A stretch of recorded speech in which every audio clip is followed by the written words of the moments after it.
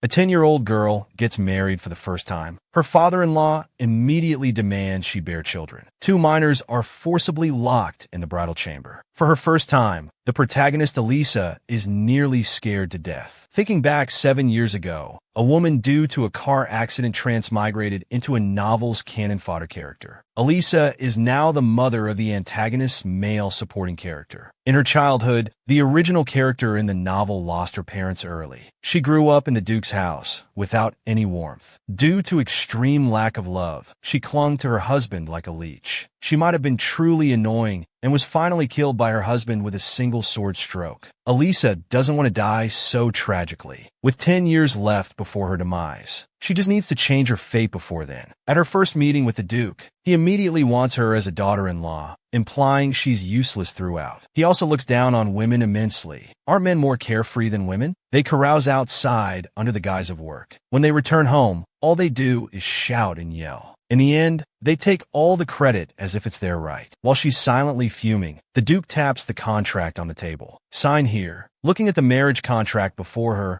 Elisa doesn't hesitate for a moment. She picks up the pen and signs. As long as she doesn't have children or obsess over her villainous husband, survival shouldn't be a problem. She can live comfortably in the Duke's mansion and receive a huge settlement upon divorce. Such a good deal. Wouldn't you be a fool to refuse? Thinking of this, she's full of enthusiasm. Seeing the grand room of the young mistress, she's so surprised her mouth won't close. Luxurious decorations, closets full of haute couture dresses. This is the life of a noble lady. She lies on the bed, beaming with joy. But thinking of her unseen husband, she's too scared to sleep. As the father of the male supporting character, her husband Rehart only exists in memories. Although Elisa has read this novel thoroughly, she doesn't know her husband's personality. She only knows that in the male supporting character's memory, he's a terrifying person. Silently praying her husband never returns, she finally succumbs to exhaustion and falls into a deep sleep. Unexpectedly, she's woken in the middle of the night by the sound of a door opening. She rubs her eyes and looks over. A black-haired boy is walking towards her. His fierce look suggests he's not to be trifled with. He's barely extended his hand when she's already trembling, clutching her blanket. As she gets a clear look at him, the boy's face is full of disgust. She's so small, I almost didn't see her. He turns to leave the room, but finds it locked. The speed surprises even him. The boy curses and pounds on the door. Elisa is terrified, but she realizes this child is her husband, Rehart. Suddenly, a strong wind blows. Seeing the whirlwind around the boy, she realizes this is the power of Ruberlin. It's the ability to freely control wind. Only those with Ruberlin blood have a chance of inheriting it. By now, Rehart is in a rage, gnashing his teeth and vowing to beat whoever locked the door. But he's all bark and no bite. He turns and looks at Elisa with red eyes. Seeing the boy's raging red-eyed special effect, she quickly hides under the covers. She thought her life was about to end. Unexpectedly, the boy quietly laid down on the sofa. Even though she was terrified, she still wanted to greet the boy. But after mustering up the courage to introduce herself for a while, he showed no intention of acknowledging her. She could only silently fume. Although she didn't understand this person's character, one thing was certain: the boy was very impolite. Sure enough, early the next morning, she was ignored by her young husband again. Normally, according to custom, on the first day of marriage, newlyweds not only have to pay respects to their elders, but also eat breakfast together. But her husband, Rehart, left her behind early in the morning and went alone to confront the Duke. His attempt to annul the marriage was destined to fail. In the Duke's eyes, she was nothing more than a tool for bearing children. If he didn't fulfill the heir's obligations, he wouldn't be qualified to sit in the young Duke's position. The words were full of threats. Not only did he fail to dissolve the marriage as he wished, but because he didn't have breakfast with his young wife in the morning, the Duke lectured him in front of Elisa, insisting they must share a room. He glared, once again stating his position. Absolutely not. The more resolute he was now, the more he would regret it later. With a bang, he slammed the door and left, leaving Elisa alone again. The Duke had called her there to give her something. A thick book titled The Virtues of a Wife, which looked devoid of any substance at first glance. She politely bid farewell to the Duke. She instantly felt hopeless about her life, having to learn such outdated things. What a miserable fate. But this was only the beginning. In the evening, she was again forced by the maids to sleep with her husband. Even if she didn't want to, she had no choice. She cautiously peeked half her body through the doorway to observe. To her surprise, Rehart was actually there. Seeing those feet propped up on the sofa, she couldn't help but smile. From the conversation between the grandfather and grandson earlier, it was clear the Duke only saw his grandson as a tool for continuing the family line. This tool was constantly rebelling. "The enemy of my enemy is my friend," she thought as she slowly approached, calling out, "Young Duke." With a bright smile, she extended an invitation of friendship. It seemed impossible to refuse. But some people just don't get it. He complained she was too noisy. She wanted nothing more than to jump up and slap this rude fellow twice. But she could only angrily wish him good night. After all, he was her meal ticket, but she wouldn't give up. For the sake of her divorce plan, she had to win over her husband. From that day on, besides learning the etiquette of a new bride every day and the proper qualities of a duchess, she also had to endure outdated obey your husband lessons. But her relationship with Rehart showed no progress. Her husband still kept her at arm's length, waging a prolonged war with the sofa.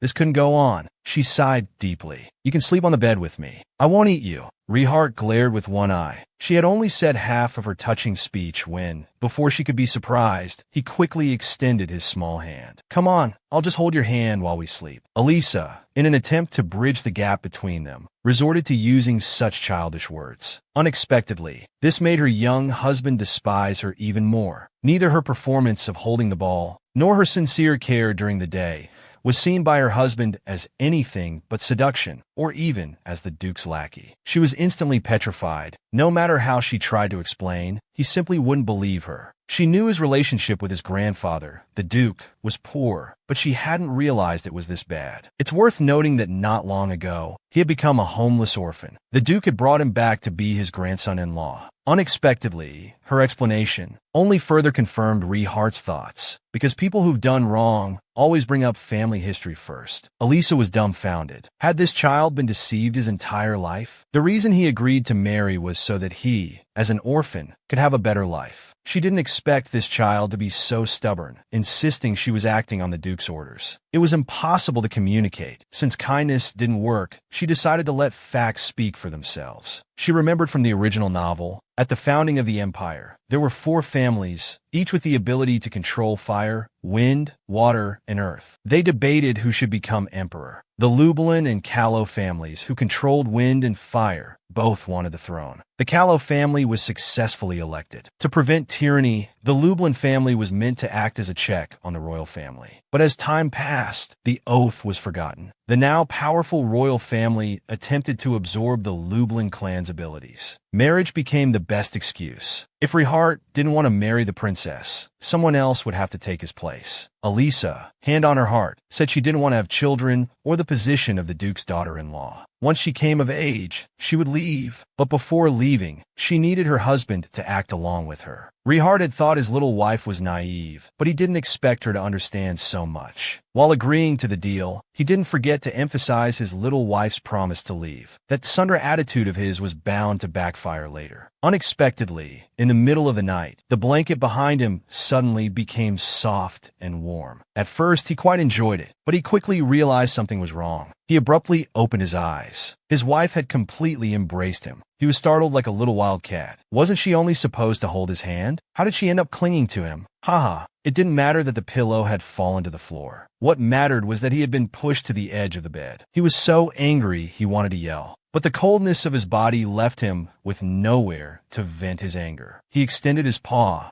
gently pulling the blanket over his wife. "What a troublemaker," he muttered. After successfully cuddling through a mix of coaxing and trickery, she then cleverly approached the Duke with requests. Not only did she satisfy her desire to attend finance classes, but she also took the opportunity to discipline the maids in the mansion. It turned out that Elisa had woken up in the morning and was reading when she was drawn to the commotion in front of her. A child no more than 5 years old was either scrubbing the floor or on her way to serve tea and water early in the morning. Now she was even cleaning the unreachable chandelier. She looked so unsteady, as if she might fall at any moment. This little child was doing the work of 5 people. Wasn't it obvious that she was being bullied by the adults? Elisa approached with a sweet smile. After confirming her suspicions, she was instantly filled with rage. The maids who should have been working had conspired to bully the child repeatedly, just so they could go out and play. After comforting the little personal maid, she smirked. She was determined to handle this matter. Arriving at the Duke's office, she curtsied obediently, then got straight to the point. She had a request. She wanted to change her personal maid, because the current one could only make the bed and nothing else. Having successfully piqued his interest, she then feigned innocence and recounted everything she had seen and heard that day. The Duke, of course, saw through Elisa's little trick,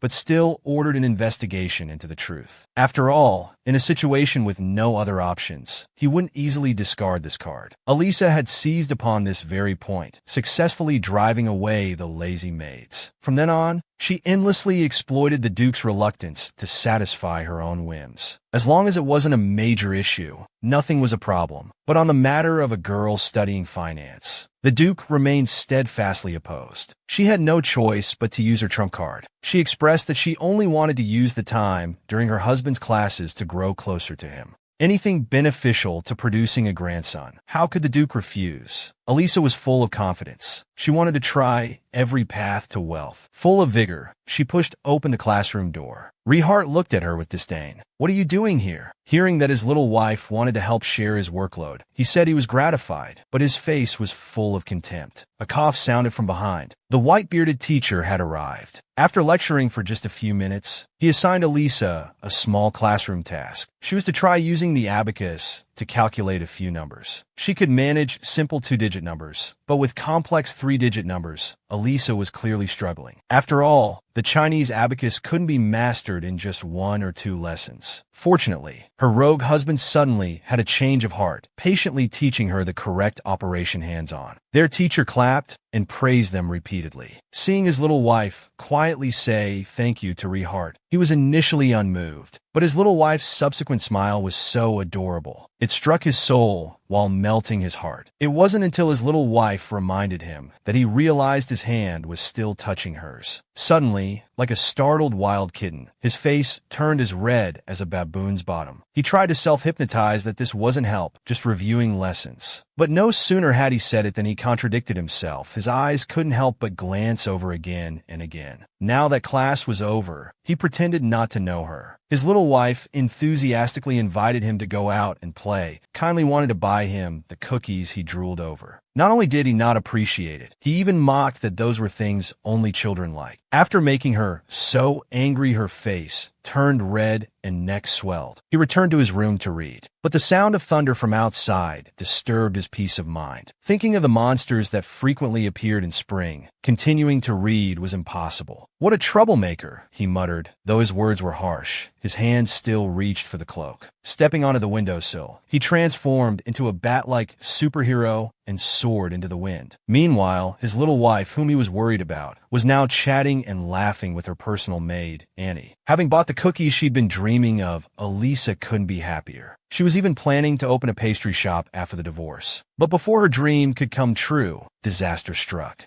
With a thunderous boom, the carriage began to shake violently. The mistress and maid were thrown about as the carriage overturned. Cookies and pastries scattered throughout the carriage. Before they could even cry, the specter of death loomed near once again. An ugly monster clung to the carriage window, pounding on the vehicle relentlessly. The two huddled together, trembling, thinking their end had come. Fortunately, Rehart appeared just in time. Facing the ferocious monster, his eyes were filled with murderous intent. He manipulated the thunderstorm into a swirling vortex, and with a dashing display of power, suppressed the monster. In an instant, it was blasted into a fragrant aroma, making the neighboring children drool with envy. Watching his wife comfort the little maid, he couldn't help but feel a pang in his heart. Her arm was clearly injured, yet she seemed oblivious to it. Just as he thought he had a change of heart, he heard his wife threaten to beat him up, and his snarky habit resurfaced. He couldn't help but laugh. "You little cookie eater, how could you possibly repay me?" As they say, the more tsundere one is, the quicker karma strikes. On the very night of the monster encounter, the Emperor sent an invitation. On the surface, it was to invite the Duke's family to a hunting party, but in reality, it was to see what the girl who had taken the princess's place looked like, and perhaps to find a way to get rid of her. Everyone knew the true intentions, but the face-saving Duke still accepted. After half a month of arduous travel, they finally reached the imperial capital. The young couple immediately began their preparations. After all, one couldn't lose face at such an occasion. They dressed Elisa up like a doll in a shop window, exquisite and beautiful, yet not lacking in cuteness. It was also the first time she saw her husband looking so handsome. She couldn't stop praising him in her heart. Her husband clearly noticed, yet she turned her head and pretended not to know him. She was busy criticizing her husband's rudeness, not noticing his reddening ears. What annoyed her even more was that, in the carriage, Rehart kept staring at her, as if looking at a kaleidoscope. Is it because I'm particularly beautiful today? She seized the opportunity to flirt. You keep staring at me. Is there something on me? Unexpectedly, her words came true. There really was something on her head. Seeing the thread her husband removed, she was utterly mortified. Hastily changing the subject, she asked about what kind of people the princess and crown prince were. At the mention of these two, Rehart didn't mince his words. They're scum, non-recyclable garbage, he said. As Elisa stepped out of the carriage, supported by her husband's gentlemanly hand, she wondered just how bad they must be to make her already harsh husband even harsher. But as she looked up, she began to understand, seeing the noble's undisguised stares. Because she was a young wife from the South, she was mocked as a country bumpkin and casually assigned to a lower seat at the dining table. Although Elisa wanted to give them a good thrashing, as the young duchess, she had to learn patience, even at just 10 years old. Fortunately, she had a decent husband, usually so arrogant. He knew how to protect his wife fiercely, quietly sitting down beside her. Faced with the crown prince's provocative questions, her young husband coldly retorted, saying that wherever his wife was, that's where he belonged. He didn't care if he was mocked as a lovesick fool. Just as the group of children had settled, someone couldn't resist putting on a show. Pouring a full glass of 82 red wine, the crown prince approached the end of the table. Swirling the glass in his hand, he gave the silver-haired boy a free hair wash. This caused everyone to burst into laughter. Elisa was furious. She had seen the crown prince and princess bullying others when they first arrived, and now they couldn't even behave during dinner. So her husband was right about them being scum. Without hesitation, she grabbed a napkin and started wiping the boy's face. But this action was bound to upset certain people. The crown prince praised her kindness while picking up an overflowing wine glass. He said he wanted to properly welcome his new friend. Just as the wine was about to drip, a sudden gust of wind flipped the princess's mind. Everyone present was dazzled. When the wind subsided, the crown prince found himself drenched in wine. He was furious, shouting at Rehart, resembling a barking mad dog. If he hadn't been held back, who knows how badly he would have been beaten. Even as he retreated, he kept making threats. Can't he just leave quietly? Elisa couldn't help but think to herself. Watching her husband stand up to leave, she eagerly followed, wanting to thank him for his help. But he refused to admit it. Even so, she still wanted to say, "Thank you, my husband." Unexpectedly, Rehart froze in place upon hearing this, then left without a word. She thought she had annoyed him, not noticing the blushing face behind her. Using her stained dress as an excuse, she declined the tea party and stayed in the grove with her maid Annie. But because of this, she stumbled upon a grand conspiracy. Several suspicious men were loudly plotting to eliminate the young Duke of Lublin. Hearing that her husband was in danger, she almost went to find the royal knights. But she couldn't rule out that these men might be acting on the emperor's orders. After careful consideration, she decided to seek help from their own knights. She ran frantically, sweating profusely. To her dismay, the knights treated her intelligence as a joke. Looking at the two uncooperative men, she played her trump card. If anything happens to the old Duke's only heir, do you think you two will fare well? You may not have an obligation to me, but you've sworn to serve Lublin to the death. Having said this, Elisa had already grabbed the reins. Without a second thought, she mounted a horse and charged into the forest alone. Although she knew her husband wouldn't die, she was still worried that her transmigration might have replaced the original character. The plot could possibly change. So no matter what, she had to go and see for herself. Suddenly, a fierce wind erupted ahead, many times stronger than usual. She knew Rehart must be in trouble. While other 10-year-olds were still playing in the mud, he was already married and a husband. Seeing her husband in mortal danger, she immediately rode her horse and led troops to rescue him. She witnessed her husband single-handedly taking down dozens of men. Those assassins were crushed like ants. All the children present were stunned with fear. But Elisa's face was filled with concern. After her husband finished the brawl, she was the first to rush over. Seeing the blood seeping from her husband's side, she quickly reached out to support him. She took him home and cared for him meticulously. Although her husband's injury wasn't severe, she unexpectedly received some bad news. The maid Annie stuttered and panicked because she had overheard the truth. The mastermind behind the assassination attempt was actually the Duke. Grandpa Jean had tried to harm his own grandson. Elisa couldn't understand it at all. Thinking back to the nobles coming and going at the Duke's mansion today, could it be to use his grandson to prove that the Ruberlin family was still powerful? At this thought, she trembled with anger. No wonder when her husband was injured and fainted, the Duke only gave a cold glance before leaving. Though she instructed Annie to keep quiet, she was extremely conflicted inside. If her husband knew the truth and left the Duke's mansion, her good days would be over. But she couldn't just enjoy herself while ignoring others' suffering. So when her husband woke up, she told him the truth. Unexpectedly, Rehart was extremely calm, as if he was already used to it. It turned out this wasn't the first time such a thing had happened. He was born an illegitimate child, viewed by the Duke as a family disgrace. If he hadn't been clever, he would have died countless times already.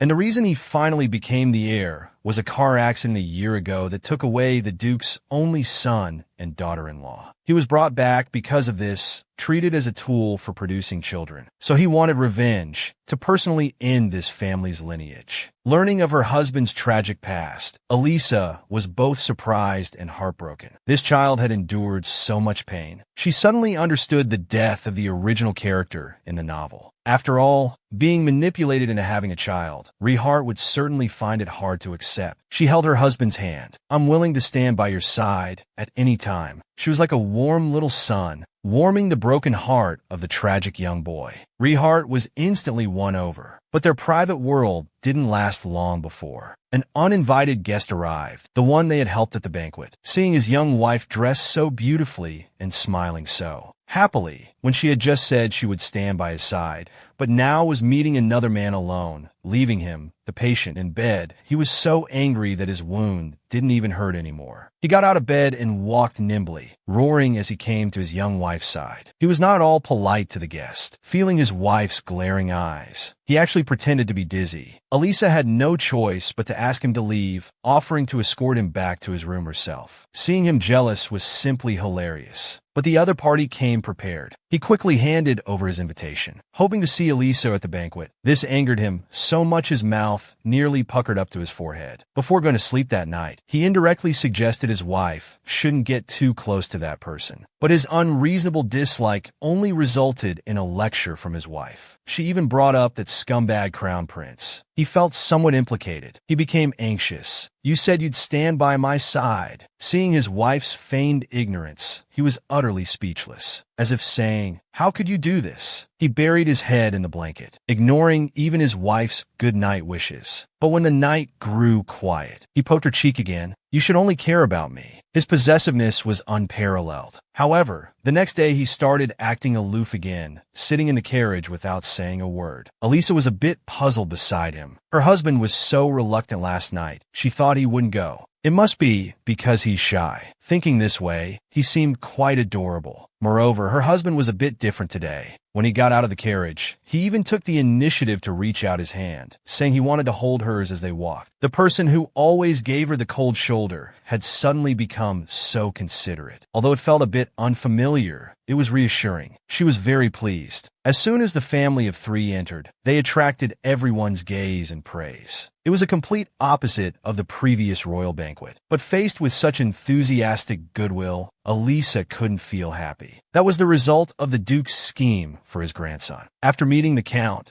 The young couple was assigned to a separate area. It was the gathering place for children during banquets. However, apart from Ansel, the young host, it seemed no one welcomed them. After all, they had deeply offended the crown prince. But the table was full of cookies. Why care about others in that case? Unexpectedly, right after greeting Ansel, her husband started being sarcastic again. Elisa directly stuffed him with a dessert, teasing that he was unusually talkative today. He fed her by hand. The taste must be delicious. While eating, she couldn't help but tease her husband. Suddenly, a sharp pain came. Her heel was red and swollen from rubbing against the new shoes. Beauty indeed comes at a price. She left her husband and sat alone on the balcony sofa. Only then did she feel alive again. Inadvertently, she heard someone talking. News of the crown prince's serious illness came from the corridor. It was said he was badly frightened. Elisa didn't believe it. The crown prince wouldn't die so early. He might be faking it. After all, that day in the forest was indeed embarrassing. Unexpectedly, while eavesdropping, the topic turned to her own husband. They said Rehart's mother was a prostitute. Rumor had it he was an illegitimate child and had been a mercenary, which explained his violent and rude behavior. Elisa trembled with anger on the spot. She directly rushed into the corridor to confront the gossipers single-handedly. She wasn't intimidated at all, compared to you lot who only dare to gossip. Her husband was infinitely better. The pink-haired girl was about to lose the argument. Then came an arrogant silver-haired girl. Oh, how conceited. This is the crown prince's fiancée, copyright E, the pink-haired girl said, demanding Elisa to curtsy. I see your education was wasted. As the esteemed young duchess, why should I curtsy to someone who isn't even anybody yet? Each word hit their weak spots, infuriating the silver-haired girl. Elisa kept taunting them as she left. Unexpectedly, her husband followed her. Seeing his trembling hands, she immediately supported him, her gaze cold. These pests aren't worth bothering with. Don't! Even the hardest rock can be pierced by water drops over time, let alone the human heart. Since she decided to stand by her husband, she couldn't let others slander him. Conversely, when people spoke ill of her, her husband should blow them away with a storm. Rehart suddenly understood. Even if he was trembling with fear, he had to stand up for her.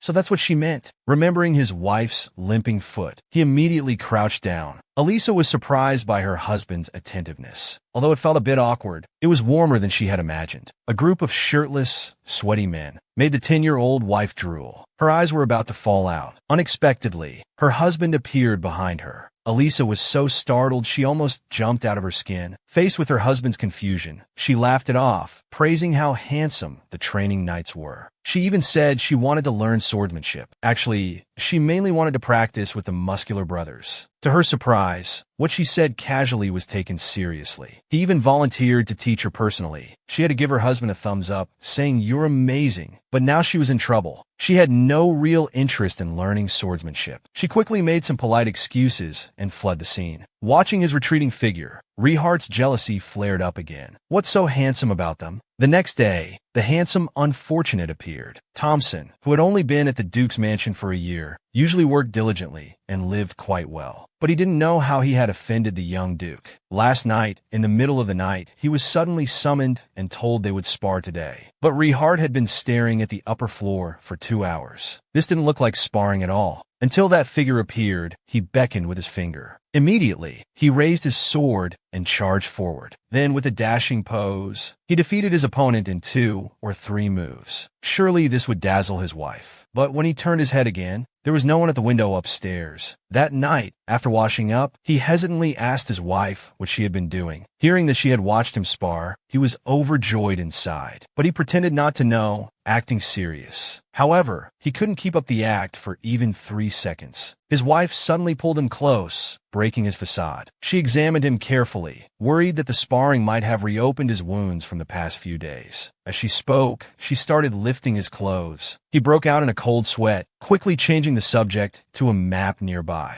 Elisa studied the various territories on the map, occasionally asking for his opinion. She wanted to know which place was best for living. This made him very curious. Why are you asking about this? But the answer left him completely stunned. His wife was actually planning where to retire after their divorce. Only then did he remember their recent agreement. Recalling his arrogant demeanor at the time, he was filled with bitter regret. He quickly inquired where his wife wanted to live. To his surprise, That place happened to be extremely close to Ansel's home. How infuriating. After that day, the Duke's mansion was peaceful for a while. But as spring ended, news of war arrived. At such times, the royal family's crown prince and princes must go to war to boost the soldiers' morale. Unexpectedly, not only did the crown prince feign illness, but the emperor also issued an alliance, ordering Rehart to replace the crown prince in battle. Seeing the Duke's angry expression, Elisa was extremely worried. Although she knew her husband wouldn't die on the battlefield, the incident at the hunting grounds was still fresh in her mind. Moreover, in this household, she was the only one on her husband's side. "My husband is very strong," she hypnotized herself, yet her eyes inexplicably welled up with tears. Looking at her husband at that moment, her tears fell uncontrollably. Though he wouldn't die, it didn't mean he wouldn't get hurt. That must be so painful. She rushed forward and hugged her husband tightly, crying her eyes out. She truly didn't want her husband to go to the battlefield. A 10-year-old boy about to head to the battlefield, yet forced by his grandfather to have children, even using the heir's position as a threat. But he wouldn't obediently comply. At worst, he'd step down from that position. The Duke, enraged, slammed the table repeatedly. "If you die, Lublin will be swallowed by the royal family." To protect this family, his hands were stained with countless bloodshed.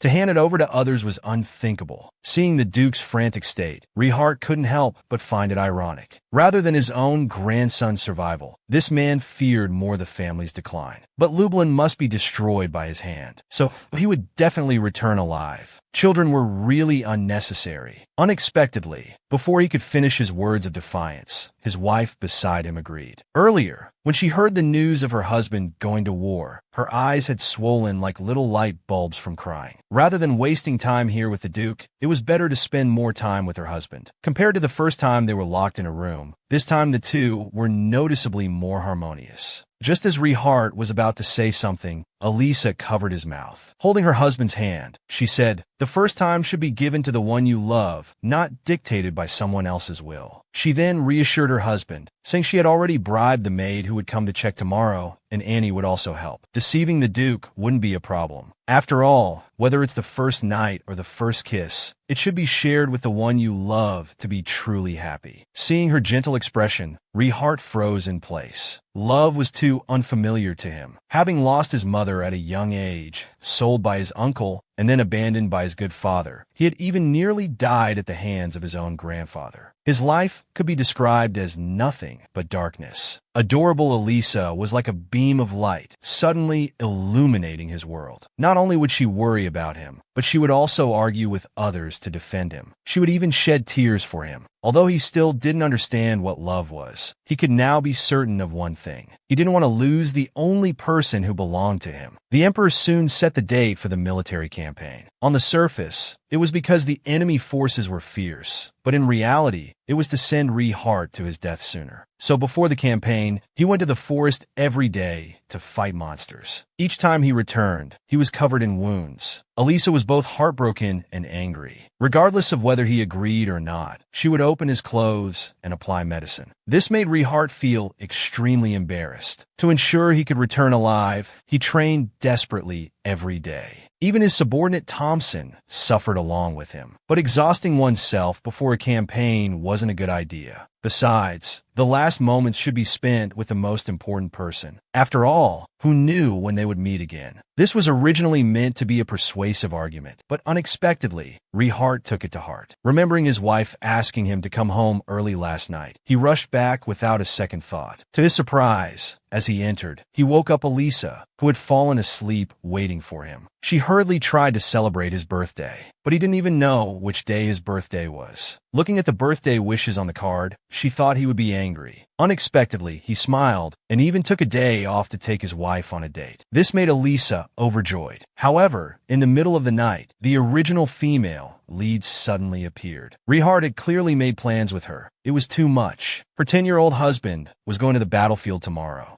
The little wife not only gave him a loving hug, but also a blessed safety necklace. Rehart was especially happy about this, so he also wanted to tell his wife a secret. There was an escape route in this room. If she encountered danger, she should leave through there. No matter where she hid, he would definitely come back to find her. Although he was still so young, Elisa felt very reassured. She turned and urged her husband to go to sleep quickly. She had to wake up at dawn to see him off. But once he fell asleep, not even the King of Heaven could wake him up. So she made a pinky promise with her husband to wake him up. Rehart agreed verbally, but had no intention of doing so in his heart. While his wife was asleep, he began his one-sided farewell. "Don't be sad if you get sick alone. Goodbye, Elisa. I'll be back soon." A gentle kiss became their last sweet moment of youth. When Elisa woke up the next day, the space beside her was empty. He had left without a sound, making her both angry and sad. How could he leave without saying goodbye when they had made a promise? She hadn't even fulfilled her duty as a wife. Grumbling, she grew angrier the more she thought about it. One moment she was stubbornly vowing to teach her husband a lesson. The next she became a dejected little rabbit. Whispering Rehart's name, she pleaded, "Please be safe." From that day on, he became an outsider in this household. The maids blatantly ignored him, and the old Duke showed no intention of acknowledging him. Thankfully, there was still the little darling Annie. His life wasn't completely miserable because of her. Just as he finished consoling himself, he overheard the maids talking outside the door. The blonde one was encouraging others to steal, claiming that the young Duke wouldn't return alive. After all, it was obvious he had been sent to die. They needed to fend for themselves now. Elisa, enraged, pushed the door open. She wanted to know what kind of fending for themselves they were talking about. The two maids were instantly terrified. The timid one was already admitting her mistake, but the bold blonde didn't know when to stop. Instead of repenting,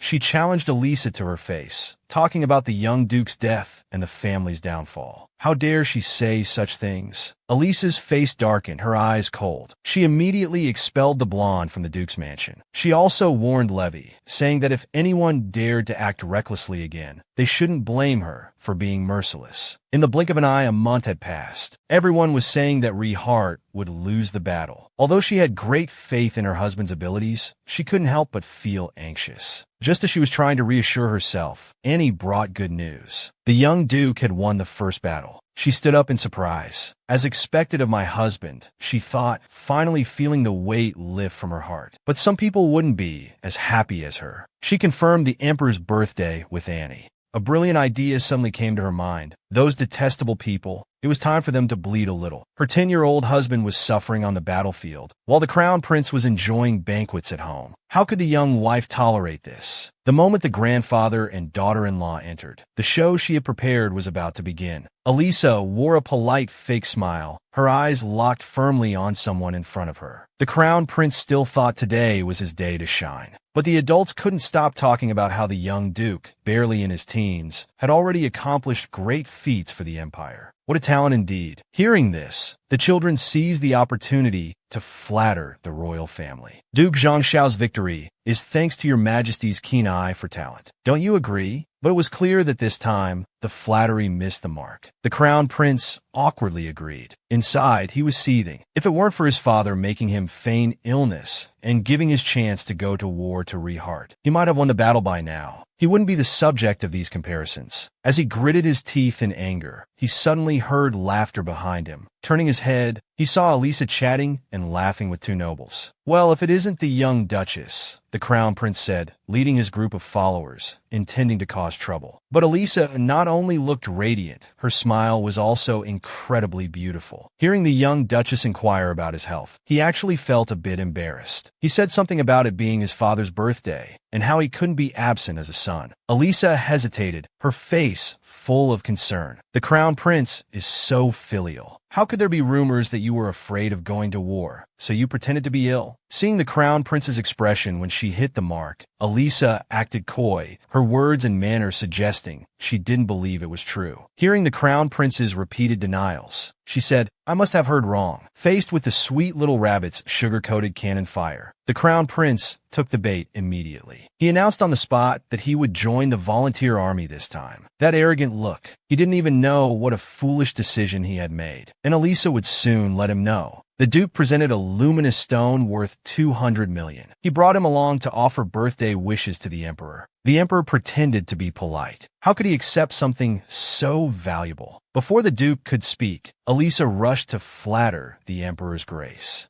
For instance, the Crown Prince had just stated that he would join the volunteer army this time. What could be more valuable than that? Ignoring the shocked expressions of the Emperor and Empress, she showered the Crown Prince with praise. The Crown Prince was incredibly brave. The Crown Prince was truly amazing. With the Crown Prince joining the campaign, they would surely achieve victory. Through her flattering words, not only did she ensure the Crown Prince's successful departure, but she also gained the Duke's true approval. Even more, he specially arranged for her to have an assistant befitting the lady of the house. She now felt refreshed in body and mind, enjoying every sip of her drink. When the support troops set out, they would bring items from family members to the knights on the front lines. Hearing this from her assistant, she immediately wrote a letter, hoping her husband would be happy to receive it. Every word was filled with her anticipation, but she never expected this war would last for 7 long years. Looking at the contents of the letter, Rehart couldn't suppress a smile at the corners of his mouth. The once tsundere little boy had now grown into a handsome man who doted on his wife. He traced the dried flower again and again, carefully reaching into his chest pocket. It turned out to be the safety amulet his little wife had given him the night before he left for war. With a heart full of longing for his wife, only these items could comfort him now. In fact, Thompson arrived late at this moment. The remaining enemy forces had already been cleared out. The young Duke mocked him for being too slow. He felt truly wronged. Even the fastest feet couldn't keep up with someone who could fly. Actually, his real purpose for coming was because the Emperor had sent an envoy with a personal letter. Not only would they hold a grand celebration for the army, but they also wanted to reward the young Duke with whatever he desired. But our young Duke only wanted to go home. The celebration is for the army anyway. It doesn't matter if I'm there or not, right? Her husband, whom she had been thinking of day and night, was about to return. She was overjoyed. The divorce papers she had prepared for years would finally be put to use. As long as the goddess allowed it, which was the agreed-upon age for divorce with her husband, she could leave the Duke's mansion and be free. Speaking of this, Elisa felt relieved. She had finally made it through.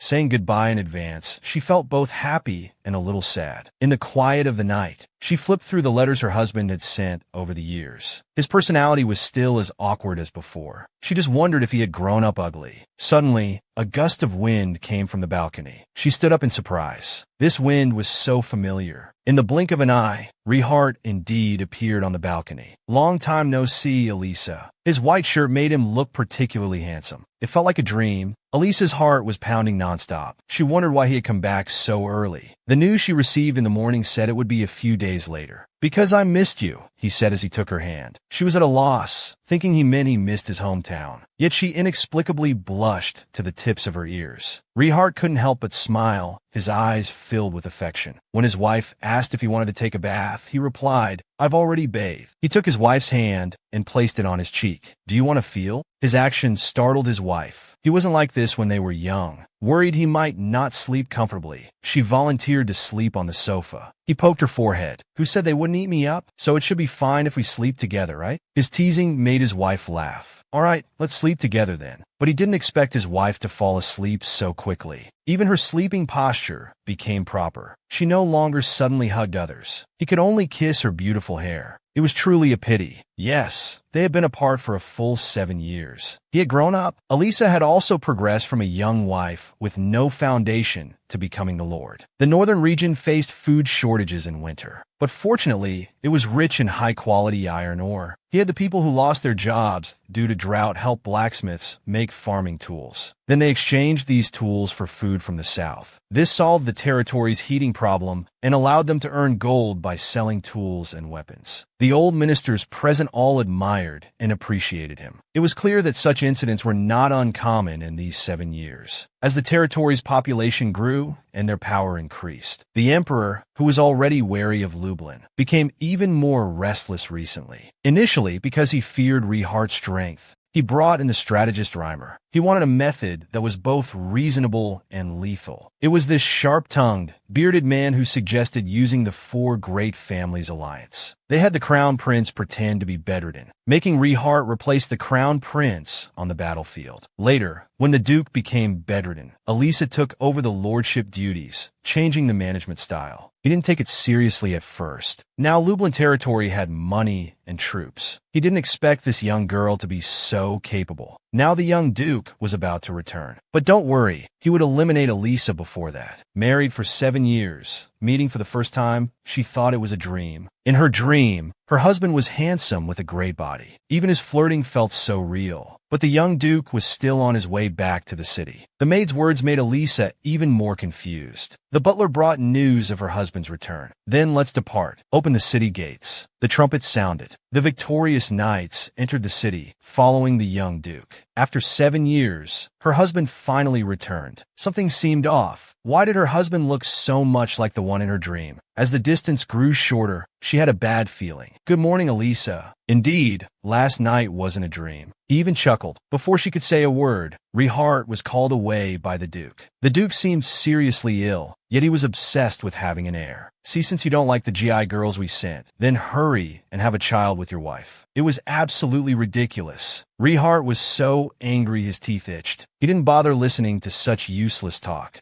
She turned and left, no longer paying attention, urged to celebrate after winning the battle. Tonight was destined for drinking until dawn. The knights raised their glasses in happiness. He stubbornly sat there, brooding, even leaving his wife hanging. Young Duchess, have a drink. This barrel of wine larger than a face. It was the knight's loyalty and gratitude. He sat with a gloomy face. His wife completely ignored him. She even stopped him from persuading her. Elisa stood up holding the wine. The atmosphere instantly changed to shock. After saying a few words of welcome, let's drink. The heroes of Lublin couldn't resist everyone's enthusiasm. She directly gulped it down in big mouthfuls. What a great capacity for alcohol. Not only was her husband shocked, even the knights gave a thumbs up, as expected of you. After several large cups, the young Duchess was so drunk she could barely speak clearly. But someone followed. She complained about her husband, who immediately waved his hand protectively. That person was actually soft-hearted despite his tough exterior, leaving the other person bewildered. Speak of the devil. Her husband took away the wine barrel, wanting to go to sleep. She pouted and whined. Can't we play a little longer? Her husband sighed indulgently, smiled, and said, of course not. She directly threw a tantrum, not wanting to leave. To get her to leave the stage. I'm as heavy as a pig. Unexpectedly, the next second she was embraced. Her husband's manliness exploded. The Princess Carrie was indeed a bit heavy. In front of a group of single men, he carried his wife home just like that. It was as sweet as newlyweds. But his wife was drunk like a child. He thoughtfully covered her with a blanket. Instead, she grabbed him. In a daze, telling her not to worry. I'll just hold your hand while sleeping. He sighed indulgently. But what to do?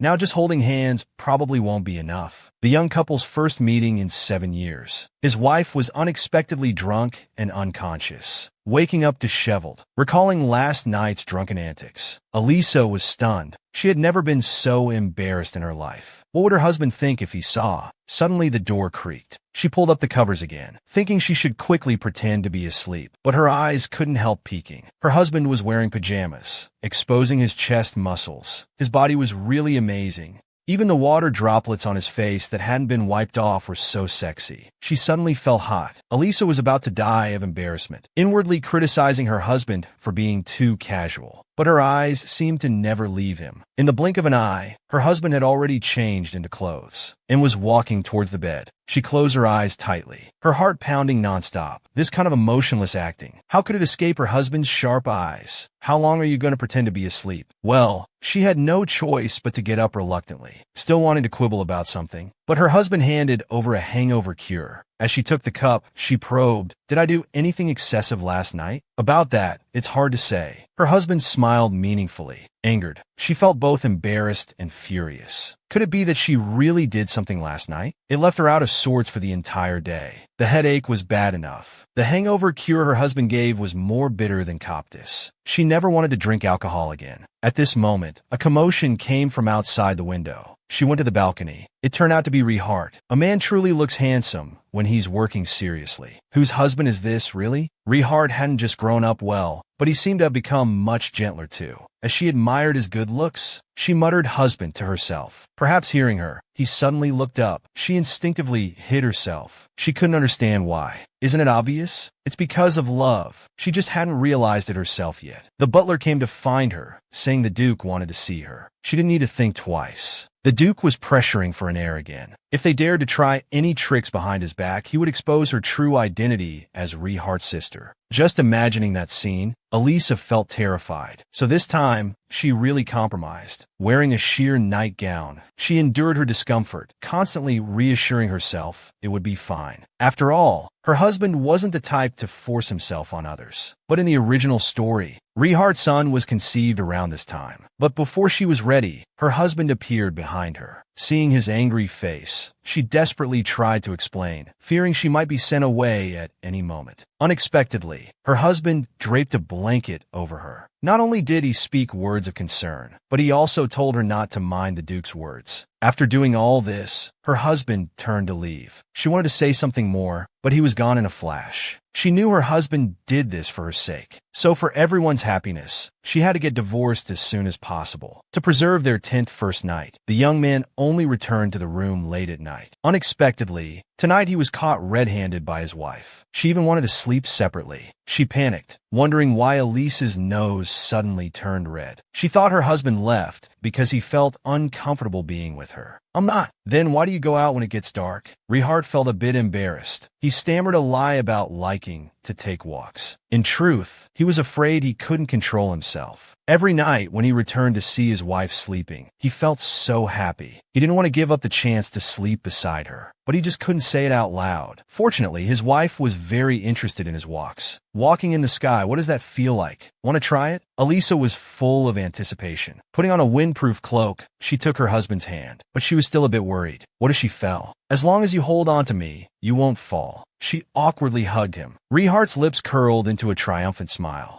He scooped her up in a princess carry. Suddenly, her feet left the ground. The little wife was so scared she didn't dare move in his arms. Gusts of wind whistled past her ears. She kept her eyes tightly shut, not daring to look, until her husband told her to open her eyes. The Duke's mansion, spanning thousands of square meters, looked like a tiny toy house from this distance. This feels like a dream. Thank you so much. Her husband's face was full of adoration. In their pretend night together, this also incurred the Duke's wrath. He not only rearranged Elisa's room, but also wanted to send new women to his grandson. Even with her being so ill, he couldn't forget about continuing the family line. He felt helpless. She came to discuss countermeasures with her husband. Unexpectedly, as soon as she opened the door, she saw her husband's fine physique, fresh from a bath. The young couple instantly blushed. She hurriedly put on a serious face and brought up the reason for her visit. But urgent knocking suddenly came from outside the door. The servant was in a panic. The old Duke was in critical condition. This was completely unexpected. Looking at the person on the bed who could barely breathe, Elisa felt both regret and sympathy. The Duke had fought for the family his entire life. Even on the brink of death, he had no thought of resting. He didn't understand. You can't take it with you when you die, so why do so much? Hearing her husband wanted to be alone with the Duke, she politely excused herself, leaving only Rehart behind. I had wanted you to live a bit longer, to see all your dreams shattered before your eyes, then live in pain and despair, suffering. But I didn't expect you'd leave so comfortably. He called him grandfather for the first time, but his eyes were full of hatred. Now Lublin is mine. The Duke gasped, his mouth opening and closing, ending his life with hatred and unwillingness. Rehart closed his eyes for him.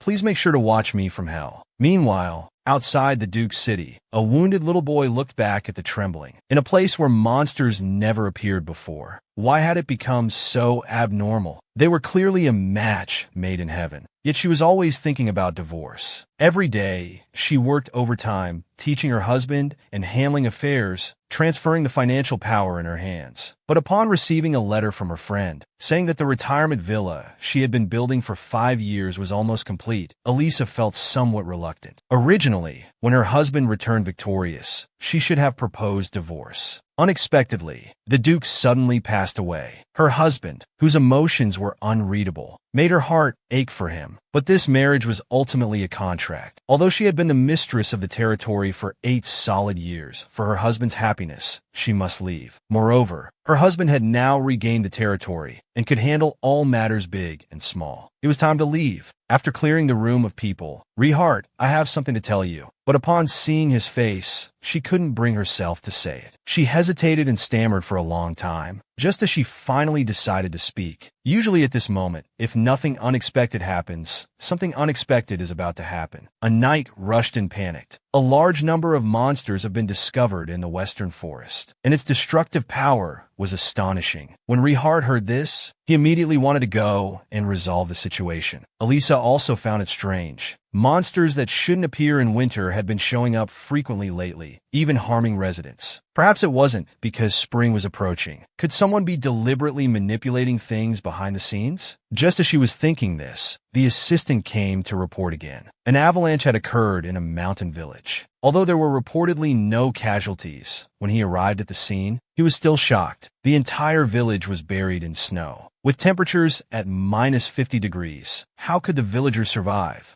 He quickly dismounted to offer comfort. No one was injured, and no one was buried. But this little girl kept crying, saying her brother had gone up the mountain to collect firewood and hadn't returned. Hearing it was the western forest, Elisa's heart skipped a beat. Wasn't that where monsters had been frequently appearing? She pretended to be calm, praising the little girl for her bravery, and reassuring her that everything would be fine. But they had to start searching immediately. Even she wasn't sure in her heart. At this point, she could only pray that the little boy would be safe. But the more you fear something, the more likely it is to happen. A pack of unicorn wolves, drooling. The little boy hiding under the bushes was terrified. Would he really never make it back? The young couple had been married for 7 years, and before they could even have children, they both fell off a 10,000-meter cliff. In -50-degree weather, first an avalanche buried the village. Then human actions caused monsters to appear. To help the villagers survive, Elisa urgently prepared relief supplies. The problem was quickly resolved, but there was still no news of the missing little boy. Only a bundle of firewood was found deep in the forest. As it was getting darker, he ignored the knight's advice and decided to join the search party for the boy. But halfway through, they encountered something even stranger. These human-faced, beast-bodied monsters were naturally most afraid of humans. Now they were also coming down from the mountains. He frowned. This was definitely not simple. Something must be influencing them. They searched from daylight until dark, without finding a single hair of the little boy. Now it had started snowing heavily again. Just as everyone was urging him to leave, they suddenly heard a child scream. "Quickly, over here!" The little boy was terrified, but fortunately unharmed. Just as he had calmed down a bit, he suddenly shouted, his face filled with terror. Because the monster had appeared again, staring at Elisa, its body blood red. She turned back, trembling. It was too late to escape now. Was he going to die here? Facing the charging beast, he instinctively reached out his hand. Not wanting to die, he was surprised when his fingers touched the monster and blue light suddenly appeared. The monster that was about to devour him turned into a docile puppy in the blink of an eye. What was going on? Though he couldn't understand, he had temporarily escaped danger. However, the situation was still dire. They were trapped on the edge of a cliff by a group of monsters. What to do? Elisa was completely out of ideas. At that moment, the familiar wind blew again. Rehart appeared in midair like a deity. He told everyone to step back. Mere monsters daring to harm his wife? They were asking for trouble. With a rumbling sound, bolts of lightning struck down. The monster's fur instantly stood on end, their bodies crackling with electricity. If there was a grill, it would have smelled delicious. In a matter of seconds, the monsters were dealt with on the spot. Elisa felt both moved and delighted, but the lightning's power was too great. Cracks began to appear beneath his feet. In the blink of an eye, the rock completely split. He fell just like that. Rehart shouted as Elisa rapidly descended, reaching out to grab him. Luckily, she succeeded. He embraced his wife with both arms. But their speed was too fast, and even someone as capable as him couldn't change direction. He could only use wind power to soften the impact. With a splash, when the knights peered over the edge, all they could see was the rushing water. The young duke and his wife were nowhere to be found. A thumb-sized stone could pollute an entire area of land and even turn people into zombies. Rehart had a bad feeling. After all, these stones only existed in the canyon, which was already covered with barriers. So this was man-made, not a natural disaster. To uncover the truth, he decided to go to the canyon and see for himself. As he had suspected, something had happened to the barrier guards in the canyon. Due to the stone's pollution, their souls had been drained, turning them into walking corpses. To end their suffering, the only way was an arrow through the heart. After tending to the soldiers' remains, he led everyone to continue investigating deeper. The further they went, the more suffocating it felt. Suddenly, they caught a whiff of a clear scent. It was the purification lake, containing cleansing power. Although it could suppress the evil aura, they still couldn't let their guard down. Something might suddenly spring out. Just as Rehart finished warning the soldiers, danger arrived. It was a monster that had taken human form. It emerged from the darkness, seemingly able to understand human speech. But when it heard the warning to let it rest in peace, it walked even faster. Rehart raised his hand, and the monster was sent flying 10 meters away. The moment the sword pierced the body, the monster unexpectedly spoke. "I've been waiting for this day for so long." It seemed as if my wish had finally been granted. But these words sent chills down Rehart's spine,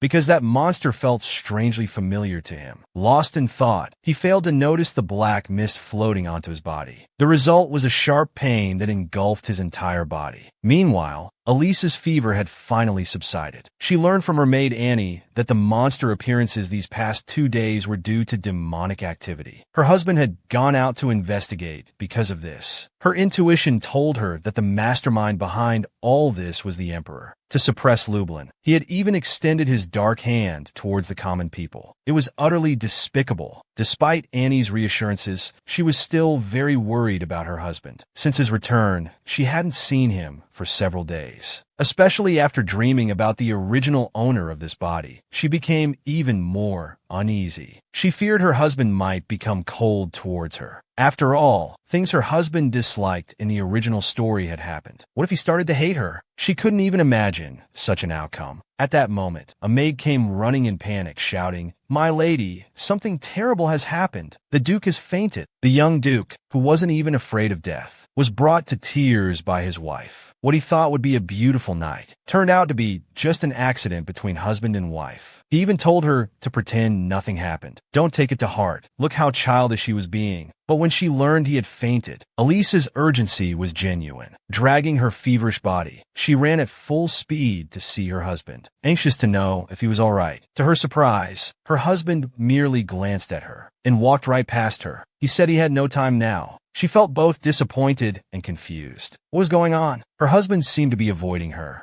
Was it because of that incident? It seemed her husband really disliked intimate relationships. Annie noticed her unease. "Don't worry, my lady. The young Duke is in excellent health. He'll be fine." Annie's adorable words lifted her spirits a bit. Rather than overthinking things, it would be better to talk to her husband face to face. She happily instructed Annie to prepare several good dishes for dinner. She would eat in the dining room. Unexpectedly, the butler informed her that her husband wouldn't be coming. In fact, he wouldn't be coming for a while. He said he feared spreading the evil energy to others. Looking at the empty seat, though she felt sad, she wasn't ready to give up. Even by midnight, there was still no sign of her husband. She went directly to his office. With a magnanimous attitude, she told him he didn't need to take responsibility for that night. She only asked that he not be angry. Somehow, this seemed to make her husband even angrier. He snapped, "I won't." Once again, he walked past her. "Open the door and go back. Elisa, don't come to see me for a while." Elisa said okay, verbally, but tears were welling up in her eyes. This resolute farewell, this time's good night, made Rehart feel extremely heartbroken. Originally today in the canyon, he was not only attacked by the black mist, but also smoked pitch black and even fainted. If someone as strong as him couldn't handle it, let alone his sick wife. To resist hugging his wife, he didn't dare to say a word more. Moreover, when killing the monsters, that phrase, "my wish," always made him very uneasy. Unexpectedly, things ended up like this with his wife. He covered his face, feeling terribly sad. When would his precious wife understand him? The woman had a high fever of 90 degrees. Hearing her husband wanted to call a doctor, she felt even more distressed. Since the fallout in the study, the young couple hadn't seen each other for half a month, until they set off for the capital to investigate the truth about the monsters. Elisa only saw her husband from afar once, each in a separate carriage. This made her look unhappy. Watching the butler and servants seeing them off, she always felt that this time he might not have a chance to come back. After all, it was just a contract that kept him here for so long. It was time to propose a divorce. But he, who never got carsick, this time unexpectedly felt terribly dizzy. After 15 days of nonstop travel, he not only felt dizzy, but also weak all over, with a persistent low fever. Although they were not far from the capital, Rehart ordered to set up camp. He was extremely worried. The black mist he had absorbed had just dissipated, and he couldn't wait to see his wife. Seeing his wife's suffering appearance, his heart ached. He thought he should have told her to stop and rest earlier. But his wife didn't want to hold everyone back either. As they were talking, Annie brought a bowl of energy soup, saying it would surely make her full of vitality. Looking at the tempting food, Elisa felt nauseous and wanted to vomit. She pushed her husband away and ran out like a madwoman. Her stomach churned, making her feel extremely uncomfortable. Seeing her husband about to call a doctor, she directly waved her hand in refusal, saying she was just carsick. But she had a bad feeling, and her period hadn't come this month either. Could she be pregnant? Thinking of this, she felt no joy at becoming a mother. She couldn't forget her husband's childhood words about ending the family line, and his disgust towards his son in the original story, to the point of wanting to kill him with his own hands. So she absolutely couldn't let such a thing happen. In the blink of an eye, they had arrived at the Duke's mansion in the capital. Her husband hurriedly wanted to call a doctor. No matter what he said, even without her husband, she had to stay by his side. The moment she saw the doctor, her mind went blank. She didn't know what to do. Whether it was luck or misfortune, Rehart was called away by his subordinates. As soon as he left, Elisa, claiming she felt better, refused the doctor's examination. Although uncertain if she was pregnant, she now needed Annie to do something for her. She was with child, and fear came along with it. The doctor's diagnosis. Elisa's face was full of helplessness. Leaving the doctor's house, the mistress and maid didn't speak for a long time, let alone being pregnant. Annie didn't even know when her mistress and the Duke had consummated their marriage. Could it have been the day they fell off the cliff? Yes, it happened accidentally just like that. It's laughable, isn't it? After all, he was preparing for divorce, yet such a mishap occurred. Annie held her mistress's hand sympathetically, blaming herself for not taking better care, for being too careless. Seeing her grow more upset as she spoke, Elisa forced a smile to comfort this silly girl. But what should she do now? She was stunned. Since there's a child now, wouldn't it be better to stay together? Hearing Annie's words, she felt very dejected, because Rehart not only didn't want children, but he absolutely despised them. What? The Duke still spent the night with you without protection? He's such a scoundrel. To think she thought the Duke was a good person. Annie grew angrier the more she thought about it. In the end, her anger turned into deep self-reproach. Patting her small chest, she said, "Let me protect the child in your womb," only begging her mistress not to bear this alone. "Thank you, Annie." Elisa was deeply moved. Indeed, with Annie around, there was a sense of security. However, despite saying this, she had read the original story. The child she was carrying now was Hannes, the male supporting character in the novel, a child unloved by anyone. Rehart's disgust for her had begun when the child was still in the original's womb. Growing up in a world without love, his experiences gradually became twisted. He even kidnapped and imprisoned the female lead, like a pitiful creature craving for love. Elisa silently vowed she absolutely couldn't let the tragedy happen again, so leaving was the best choice. She had once thought about staying, working together with her husband for the development of the territory. But during the days when the old Duke passed away, she accidentally overheard such words. The butler had originally wanted to persuade Rehart to start his own family, thinking that after so long without children, it was because he was dissatisfied with the marriage arranged by the Duke. Actually, the butler wasn't wrong. However, Rehart was dissatisfied with the old Duke himself. So dissatisfied that he wanted this family line to end. That face of extreme disgust, Elisa still remembered clearly. If 3 people were destined for unhappiness, then 2 people wouldn't be bad. She caressed her belly, finally feeling a bit of joy about becoming a mother. To welcome the child's arrival, she began to read various parenting books, because Hannes would also inherit the family's power. He still needed to learn how to harness his abilities. She remembered that when Rehart was was young, there was no one to guide him. He only learned after suffering many injuries, so he wouldn't have to go through that. At this moment, the butler brought in a letter. It was from Ansel. He said the villa was completed. He even attached photos of the finished work. He felt both excited and happy. It was time to prepare to leave. Suddenly, without realizing when, Rehart had walked into the room. Looking at the letter in his hand, "What's this? Such a bouncy child." But her husband didn't like it. Ever since their divorce talk fell through, Elisa had been very troubled. But it was her husband's firm refusal to divorce that made her realize the difference between reality and the original story. And this difference was that her relationship with her husband had changed. If she could like him, perhaps she could also love the child in her belly. Nothing is absolute. She shouldn't always fear the ending of the original story. Thinking of this, she decided to have a good talk with her husband again. Unexpectedly, before she could step out, she ran into her husband. "Rehart, why are you here?" Her husband seemed a bit embarrassed. He wanted to have lunch with her. "But I just had breakfast." Rehart suddenly blushed, looking a bit nervous. "Then let's go to the outskirts for some fresh air." Afraid his wife might feel cooped up at home, he looked shy. "Why do I feel like this is very much like Yishichi?" This proposal was exactly what Elisa wanted. She happily sent her husband off to eat. This time, she must succeed. Although she wasn't feeling her best now, after Annie's makeover, she looked as beautiful as a flower. That glance back, Rehart fell for her again. The moment their eyes met, they both felt their hearts flutter, unable to speak. He took his wife's small hand, and they boarded the carriage heading to the outskirts. But his intentions, Elisa didn't understand. Looking at her silent husband, she thought it was because of last night's argument. The reason he refused her proposal for divorce must be because he saw her as family and a friend. She began to have a glimmer of hope. Maybe they didn't need to divorce. Perhaps the three of them could live happily as a family. She was thinking too much, but she couldn't resist the drowsiness of early pregnancy and dozed off. Rehart gently held her in his arms. He actually didn't understand why his wife always wanted to leave him. They had been apart for 7 years. Finally together again, Elisa had brought up the agreement from 8 years ago. His arms around his wife were full of reluctance. He couldn't let go now. How wonderful it would be to stay together forever. The cherry blossom grove in the outskirts was as beautiful as a fairy tale. The image of a happy family for living there. Elisa was extremely envious. Children are really adorable, aren't they? Right? Is that so? I don't think so. Do you want your own child? She probed indirectly, wanting to know if her husband had changed his mind. Rehart was somewhat surprised, thinking his wife wanted a child now.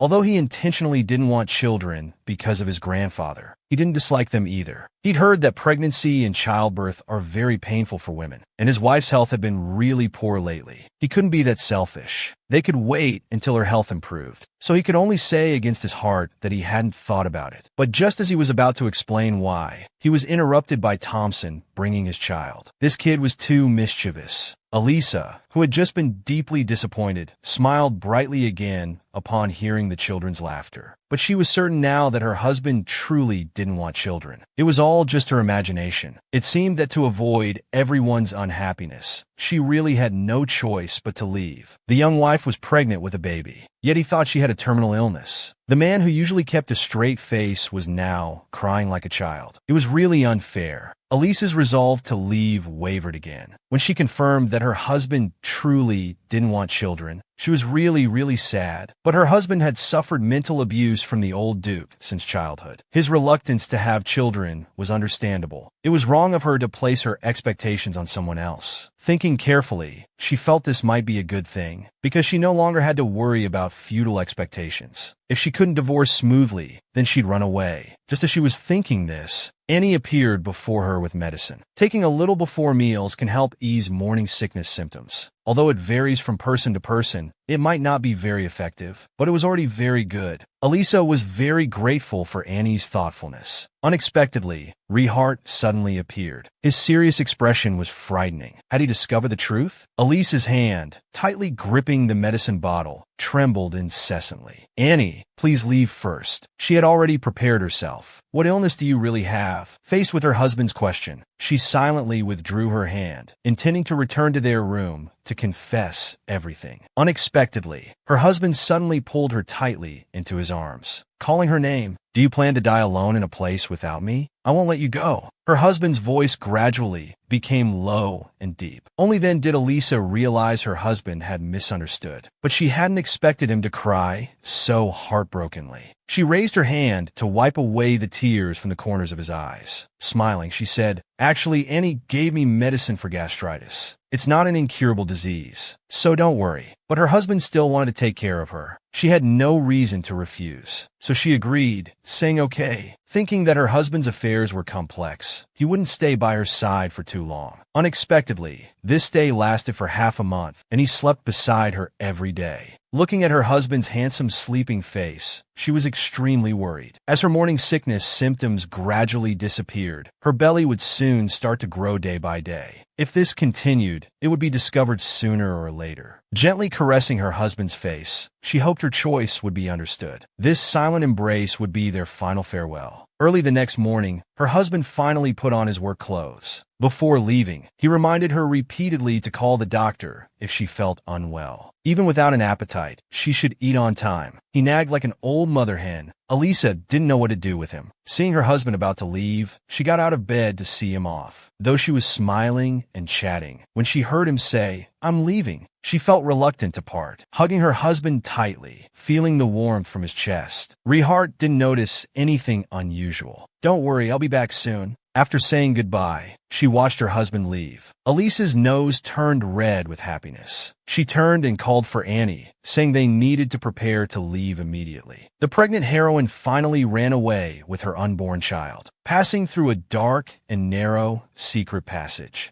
They saw the door leading to freedom. With a creak, the blinding sunlight made it difficult to open their eyes. Annie was worried about Elisa's haggard appearance. Should we rest a bit before continuing? Although it was a good suggestion, the Duke's mansion would discover their disappearance by tomorrow morning at the latest, so they had to leave as soon as possible. Glancing back at the castle, Elisa felt a twinge of reluctance. She hoped Rehart would take good care of himself. Soon after, the mistress and maid arrived at a merchant guild. Handing over the pickup code, he had placed everything they needed here. The guild director personally received them and even arranged a delicious breakfast for them. The necessary items and funds had already been loaded onto the carriage. They had even thoughtfully arranged for accompanying mercenaries. It had to be said, the leader's ability to get things done was impressive. A table of premium steak with bread and salad. But Elisa had no appetite. She thought about forcing herself to eat to replenish her energy. Suddenly, a sharp pain came from her stomach. Faced with Annie's concern, she just said she didn't have much appetite. After saying goodbye to the director, as she stood up to leave, her vision suddenly went black. Fortunately, Annie was quick-witted. Supporting her mistress, she discovered she had a high fever. Her breathing became weaker step by step. Annie was so worried she cried. She wanted to wait until her mistress recovered before leaving, but they had just managed to escape. Elisa just wanted to leave quickly. Not knowing what to do, the director proposed a good solution. Meanwhile, on the other side, Rehart was still busy dealing with the magic stone incident, landing gracefully on the wind, so early in the morning. Where was he going? The purple-haired man was so frightened that cold sweat broke out. His mouth respectfully greeted, but his hand was up to something behind his back. Unfortunately, the hidden dagger was still knocked away with a single palm strike. Rehart's fist came down hard. Zimao was instantly knocked to the ground, his bones cracking audibly. Zimao, tears streaming down his face from the pain, cried out, "Your Grace! If you want mercy, then hurry up and tell the truth." Just as the truth was about to be revealed, danger suddenly struck. Fortunately, he deflected the hidden weapons with a single move, but such a simple attack made him sense something was amiss. As he turned around, two men in black wielding sharp weapons lunged at Zimao. Rehart tried to intervene, but the hidden pain in his shoulder chose that moment to flare up. Enduring the discomfort, he raised his hand to gather strength. Unexpectedly, a dark force emerged from his palm. The three men in black fell almost simultaneously. Even he was shocked by what had happened. Looking at the bodies strewn on the ground, he wondered, did I kill them? Before he could figure out what had transpired, his subordinate came running in a panic, shouting that something terrible had happened. The Duchess has disappeared. It was the woman's first attempt to run away while pregnant. Unexpectedly, she developed a fever of 105 degrees. Fortunately, the head of the Merchant Guild branch was a kind person. He not only brought her into his own small villa, but also found a female doctor to care for her personally. Finally, after 3 days, Elisa regained her vitality. Her body felt light and airy. Annie finally breathed a sigh of relief. She eagerly went to fetch some food for her lady, but Elisa still wanted to have another checkup. Fortunately, the fetus was stable. They could resume their journey in a few days. She was very grateful for everyone's help. If she had insisted on leaving then, there might have been serious consequences. At this moment, Annie appeared with a worried expression,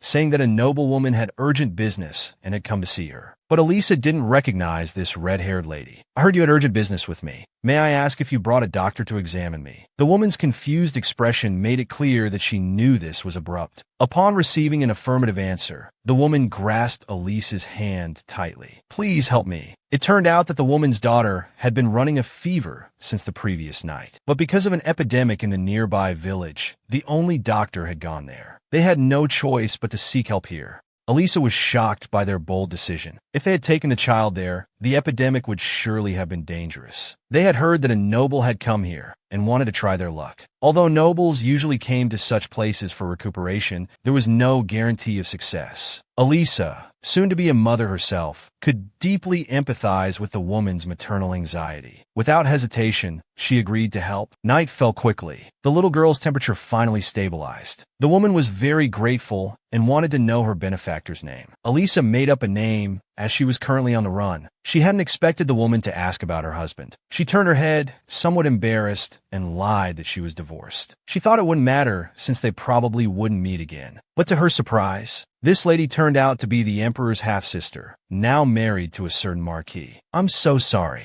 I haven't been in the capital for long, so I didn't recognize your highness." The princess didn't put on any airs. When she heard that Elisa was pregnant and divorcing, the princess felt both guilty and sympathetic. She immediately took off the necklace from her neck and placed it in Elisa's hand, because Elisa reminded the princess of her good friend. She was also someone who came here pregnant, but she couldn't take good care of her, leading to a lifelong regret. "If you encounter any difficulties, you can come to me." They bonded so deeply at their first meeting. Elisa was extremely touched. "Thank you so much." Meanwhile, in another part of the temple, the Pope was praying to the deity. The Cert family had been cultivating popes for generations. Only the strongest could lead the temple. But now only Aiden remained as the sole bloodline. Unexpectedly, while praying sincerely, he sensed that the Duke was in danger. He suddenly opened his eyes, calling to the priest beside him. "Can you call the Knight Commander?" His wife had run away. He was frantically searching everywhere, looking as if he could devour someone. If he hadn't found the new master of the coachman who took his wife away, that she had gone to a certain merchant guild branch, someone might have already lost their life. Just as they were about to reach the merchant guild, Hart was suddenly stopped by his subordinates. "Whether you're right or wrong, you must apologize first when you see the madam. After all, the madam is always right." He had no mood to listen to this. He had just gone out to work, and when he returned, there was only a letter left. Elisa hoped he would continue to live happily. He was completely distraught. Without Elisa, how could he be happy? Arriving at the merchant guild furiously, "I want to see the branch manager right now." The young waiter was frightened and flustered. But the branch manager had his own work ethic. He absolutely refused to disclose any guest information. When asked about the specifics of a blonde, blue-eyed woman, even if he knew who it was, he only vaguely said he couldn't remember clearly. Still, he agreed to the search request. If he didn't agree, this place might have been turned upside down. The knights searched everywhere, but couldn't find a trace of the madam. Hart was getting a headache. Suddenly, another knight brought a letter. It had the madam's name written on it, but the handwriting wasn't Elisa's. After seeing what was written in the letter, he immediately called for people to depart now. Meanwhile, on the other side, Elisa had already boarded a carriage heading to the dock. Before leaving, Her Highness the Princess was so concerned about her. She suddenly thought, if her mother were still alive, would she care for her like this? Originally, she was worried that the carriage journey was too long, and whether her body could endure until the destination. Fortunately, with the branch manager's help, they took the water route. It was much closer, but Annie couldn't be happy. She thought she could protect the madam well. Until that day, when she saw the madam faint from fever, she realized how naive she had been. Apart from crying and worrying, she couldn't do anything. If it happened again, she really didn't know what to do.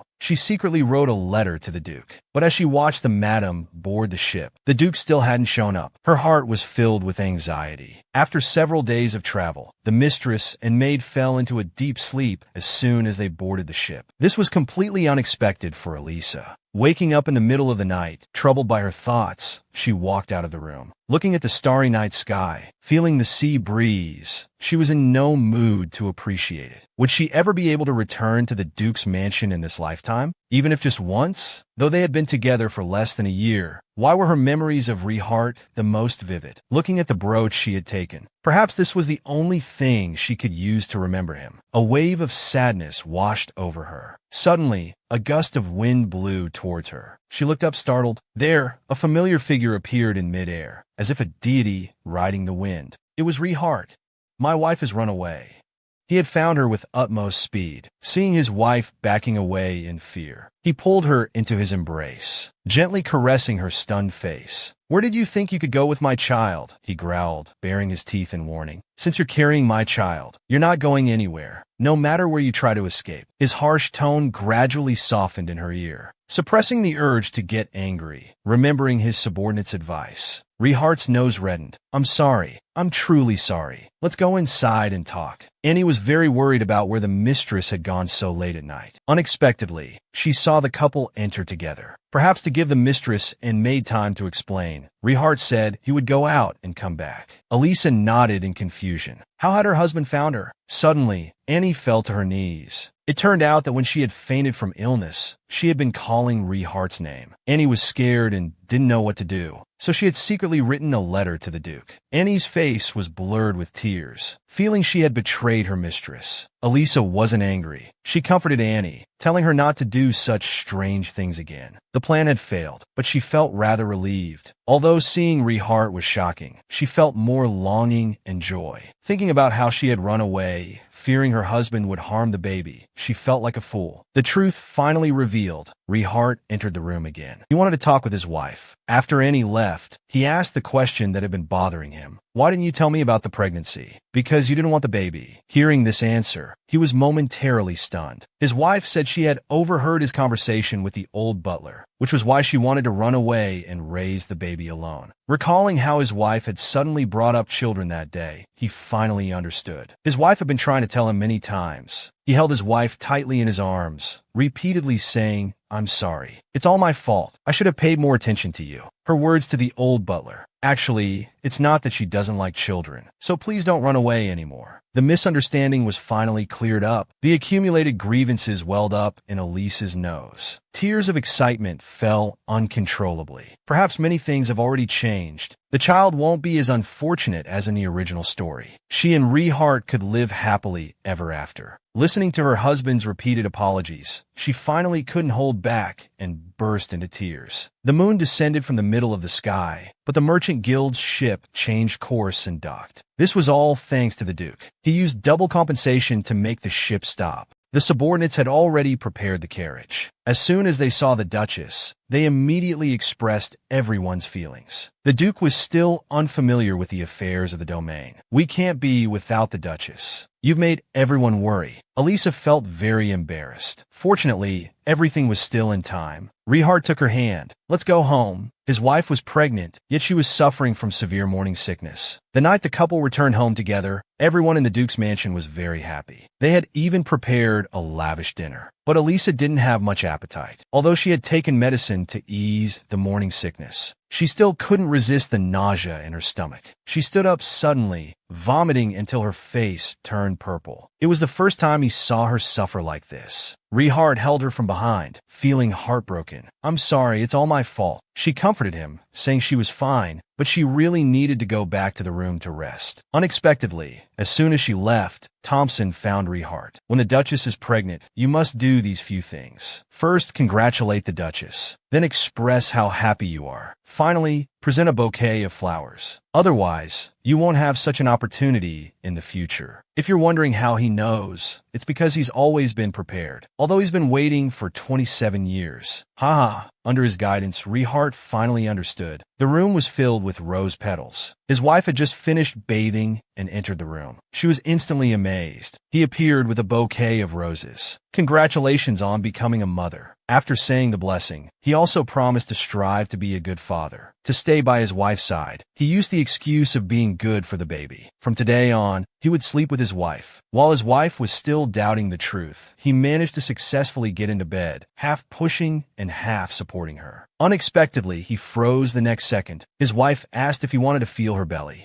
He was both excited and worried. Would he hurt the baby? How could that be? His wife pulled his hand and placed it on her belly. Their child was right here. Although there wasn't much feeling now, he could already sense the wonder of becoming a father. Calling to the child, "Welcome to this world. You must be healthy and strong." The entire air was filled with the scent of happiness. The morning breeze blew. Elisa rolled over, rolling into the soft, fluffy pillow. As soon as she opened her eyes and saw this scene, she still felt shy. But seeing such a handsome face every day, perhaps she wouldn't even need to use concealer. She couldn't resist reaching out to poke him. However, her husband suddenly opened his eyes. He even caressed her face and said good morning. She felt extremely embarrassed to the back of her head. Unexpectedly, her husband suddenly became very serious. He quickly rang the bell to summon Annie. He called her over because his wife seemed to have a fever. He was about to call for a doctor, but he saw his wife waving her hand in refusal. When he heard that low-grade fever was common in early pregnancy, Rehart was completely shocked. He had a dejected look on his face, feeling terribly guilty. It seemed he needed to go to the library to supplement his knowledge. Seeing his wife about to go for breakfast, he suddenly became flustered again. He told her to wait a moment. She thought something important had happened. Unexpectedly, it was just to say good morning to the baby. Elisa's mood became very strange. It felt like she had truly become a family with her husband. Her little heart was pounding. She felt extremely happy.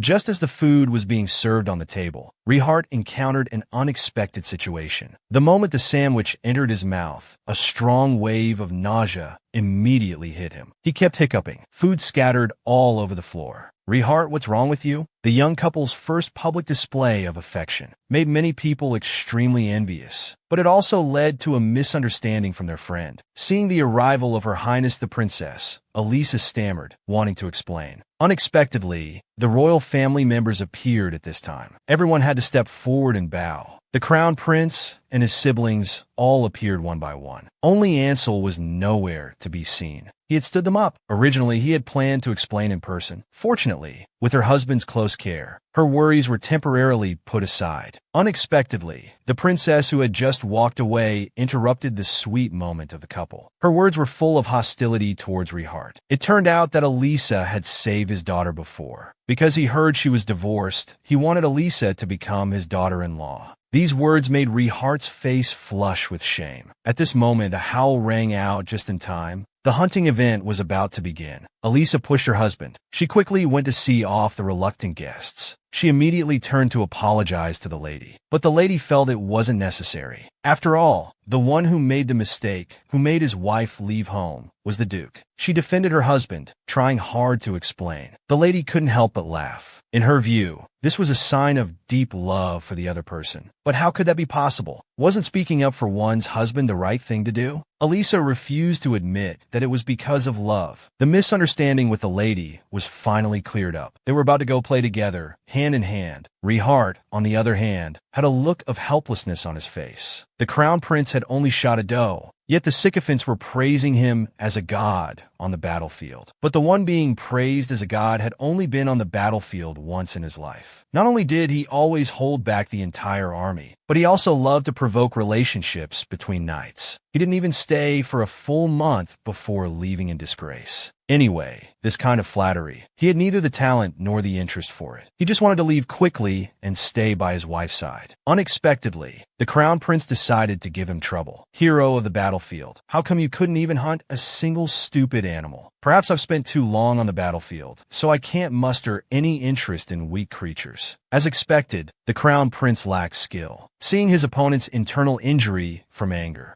Rehart smiled with satisfaction. He turned and left gracefully. But halfway through, he encountered another annoying person. Isn't this the count who always gives bad advice to the emperor? His eyes couldn't hide the resentment. No matter what the Count said, he didn't want to respond. Unexpectedly, the other party claimed it was for his own good. "Ah, you've nearly killed me several times, and you have the nerve to say it's for my own good?" He turned to face the Count. "If you talk nonsense again, I'll tear your mouth apart." Watching his retreating figure, the Count maintained his elegant smile. "The Duke will understand in the future. I truly am doing this for your own good. What to do when you have a handsome and stylish husband. Of course, you dress up nicely and show affection in public. Make others envious and jealous, yet unable to do anything about it." It turns out that just a few days ago, an invitation to a hunting party was urgently delivered from the palace to the Duke's mansion, 800 miles away. Considering his wife was pregnant, Rehart planned to attend alone, but he was refused. Elisa insisted on going. The royal family, to keep Lublin in check, would certainly not spare the child in his belly. After all, compared to capable couples, children are easier to deal with. He wouldn't sit idly by. It was time to show everyone Lublin's growth over the past 8 years. Rehart was at a loss. "All right, I'll do as you say." Since his wife wanted to go, they had to start preparing properly. Over the next few days, the couple visited every clothing store in the big city. Although their feet were sore from exhaustion, Elisa felt very happy. With tomorrow's palace visit approaching, she was drowsy but didn't want to sleep. Seeing her husband return from work, she quickly sat up in bed, saying she wanted to make her husband the star of everyone's expectations. Actually, she just wanted to play dress up with him. As she spoke, she took his hand, sharing her outfit ideas, but just as she finished, her husband obediently took off his shirt. She blushed with embarrassment. "How can you undress regardless of the situation? What's improper? This is our room, and you're my wife." Her husband's words left her unable to argue. Wanting to say something to ease her embarrassment, she noticed the scars covering his back. She couldn't help but gently caress them. "Did it hurt when you were injured?" Hearing her husband say he couldn't remember, she felt even more heartache. He was about to become a father, and she hoped he would take better care of himself. She wanted him not to face difficulties alone, not to endure pain by himself. She hoped to share his burdens. Rehart felt a warmth in his heart. The young couple's affection deepened further. The hunting party soon arrived. Noble ladies always dress meticulously, not only to flaunt their wealth, but also to reflect their husband's love for them. Her entire outfit was made of limited edition red fur. Naturally, she became the object of the ladies' admiration. But just as she was about to speak for 3 seconds, the subject of everyone's discussion changed. After all, that was the carriage of Duke Lubling's mansion, and it was the Duke's first public appearance since coming of age. The red-haired lady and her group were ready to watch the spectacle. Surely Elisa and the Duke's relationship must be poor. But the slap in the face came so quickly. Not only had the Duke not grown up ugly, but he was also quite doting on his wife. The couple looked loving and well-matched. The red-haired lady was fuming with anger behind them. Meanwhile, in a village elsewhere, Ansel was still foolishly waiting for Elisa. She didn't arrive at the appointed time. Instead, a middle-aged man showed up. He had been a doctor in this village all his life. Seeing a new neighbor appear, he thought to come and introduce himself. When Ansel mentioned the owner of this house, it turned out to be the only daughter who once lived here. The doctor was so shocked he dropped the bread he was holding. He kept saying, "Impossible, absolutely impossible. Is there a problem?" Only after Ansel's questioning did he learn Elisa had died of pneumonia 8 years ago. After a sweet night with his wife, he vomited. The doctor, however, smiled brightly. It turned out this was a sympathetic pregnancy response, the best sign of loving one's wife. Rehart immediately gained new knowledge. It's just that his shoulder hurt from time to time. Under what circumstances did it hurt? He rubbed his chin, saying seriously, "It hurts when my wife isn't around." The doctor was speechless. If your wife doesn't have healing powers or regeneration abilities, then you must be making this up. The doctor said he needed to go back and research more, hurriedly fleeing the scene of their affectionate display. To avoid worrying his wife, Rehart specifically instructed his subordinates not to tell her. Even during lunch, hearing his wife's concern,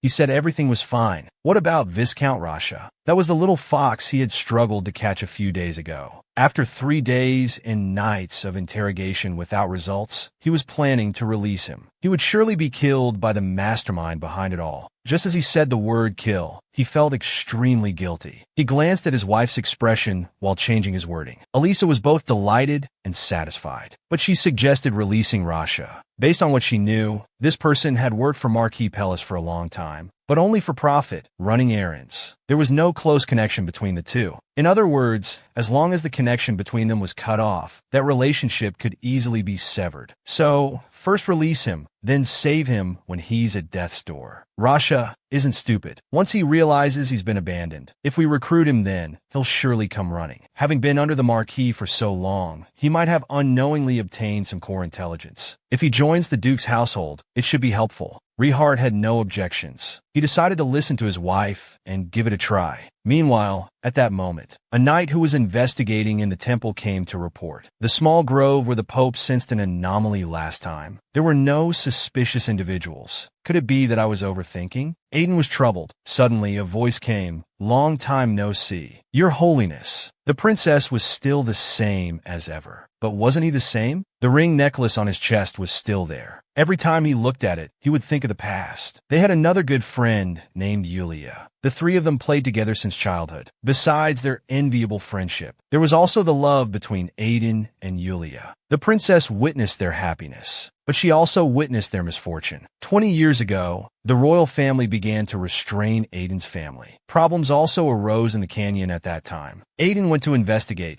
but was ambushed by a flying small black creature. He fell unconscious. During this period, the previous emperor was also poisoned and sent back to his hometown. The current emperor falsely accused and executed his half-brother, brazenly ascending to the throne. Yulia was also implicated. To save her life, she had to flee. She was even branded with the crime of treason. When Aiden woke up, everything had spiraled out of control. His family was internally dismantled. Even when he finally found his wife, it was only a cold corpse. The princess hated her royal brother for this. She hated the country, but Aiden never abandoned the empire. Perhaps because his wife's presence still lingered here. So, who have you come to pray for today? Faced with Aiden's question, the princess smiled faintly. She wanted to say it was for the family. But no, this time she wanted to pray for a new friend. A woman who, with just a maid's outfit, had publicly embarrassed the empress and princess, even attracting admiration from various talents. As soon as the hunting party began, the empress invited the noble ladies for afternoon tea, ostensibly to thank everyone for their attendance, but actually to show off subtly. After all, this rare purple winter flower tea was so scarce that only the royal family could drink it. Others couldn't buy it. Elisa saw right through this childish trick. The only consolation was that pregnant women could also drink this flower tea. But her morning sickness symptoms hadn't subsided. To avoid revealing her pregnancy, she could only pretend to be savoring the tea. But in an all-female gathering, how could things remain so peaceful? The empress turned and first targeted her sister-in-law. You haven't appeared in the capital for so long. Why did you go to the temple instead of the palace? Wasn't this implying that she had an affair with someone from the temple? Seeing that the Marchioness didn't take the bait, the Empress could only awkwardly pass it off as a joke. However, mentioning the temple did remind Elisa of something. Since the Cert Marchioness's alleged treason 20 years ago, the royal family and the temple had been in open hostility. Although the royal family controlled the empire, they could never replace the temple's position among the people. Despite their mutual dislike, they couldn't eliminate each other.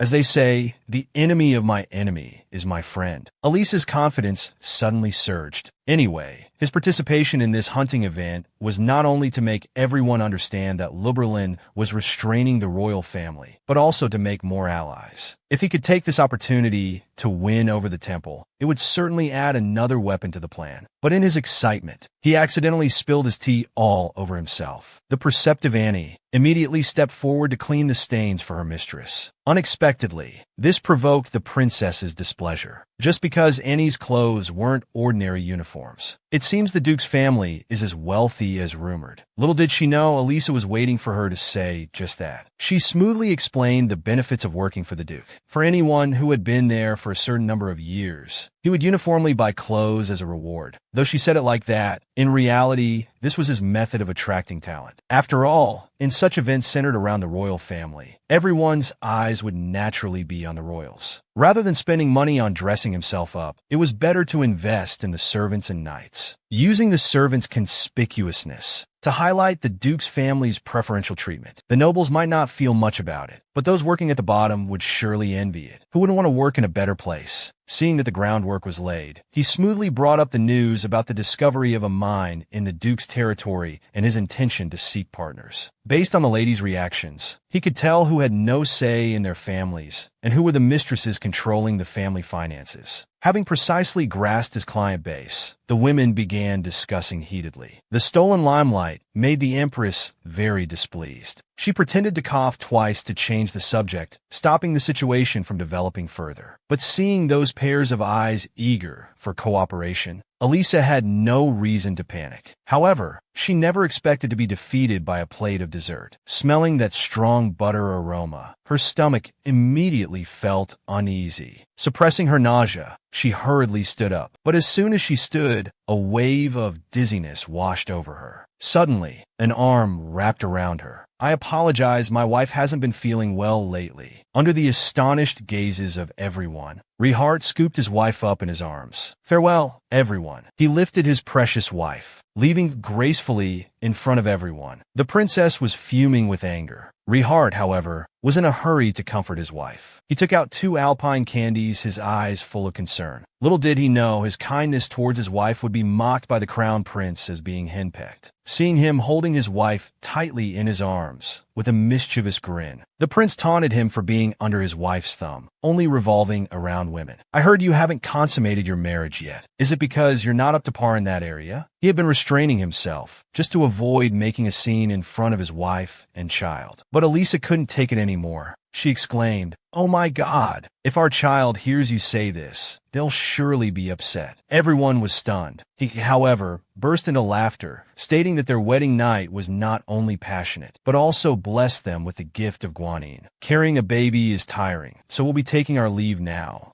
The crown prince's eyes widened in disbelief. He couldn't believe that Rihart, who had spent 7 years on the battlefield, had managed to have a child before him, and he succeeded on the first try. Even the 2 sycophants behind him couldn't help but sigh, thinking that the crown prince really wasn't up to par. This infuriated him. Elisa truly despised people like this, who lacked ability but always relied on their power to cause trouble. Elisa really looked down on him, but the words she had just said made her husband feel so embarrassed now. "How could you be so calm about it?" She apologized, saying that the pregnancy wasn't meant to be announced yet, but she couldn't bear to see her husband being wronged. Besides, what she said was true, wasn't it? That night was indeed very good. She glanced secretly at her husband, expecting him to be angry. Unexpectedly, the back of his neck was already red with embarrassment. Laughing, she agreed with his point of view. But when night fell, Rihart couldn't laugh anymore. After coaxing his wife to sleep, a maid brought a letter for Elisa. Seeing it was signed by Ansel, he wanted nothing more than to burn the letter. Although his wife had said they were just friends, there was no guarantee that Guy didn't have other intentions. Maybe he was just waiting for him to divorce so he could take his place. If he said such things, Elisa would probably be disappointed in him. As he was struggling with these thoughts, his wife suddenly woke up. He ended up obediently handing over the letter. Watching his wife read the letter intently, he felt terribly jealous inside. Even the next day, while handling work, his mind was full of the letter's contents. It turned out Ansel had arranged to meet Elisa this afternoon. While talking to his secretary, his mind had already wandered far away. He abruptly ended work, trying to convince himself he was overthinking. But he unconsciously found himself outside the bedroom, calling for Elisa. He opened the door and was immediately stunned. His wife had dressed up so beautifully, wearing a pink dress. Watching his wife happily run towards him, he couldn't help but let his jealousy spill over. "You look awful dressed like that." His wife was going to meet with a potential rival, and she had dressed up like a celestial beauty. Wouldn't that entrance anyone? Rihart said petulantly, "It's too ugly. Go change into something else." Though he knew he was being childish, he just couldn't stand the thought of his beautiful wife being seen by Ansel, who had harbored feelings for Elisa since childhood. But before he could finish speaking, his wife burst into tears. "Can't you just say I look nice? That this outfit suits me?" She shouted that she was going to wear it. "I want to wear this dress right now."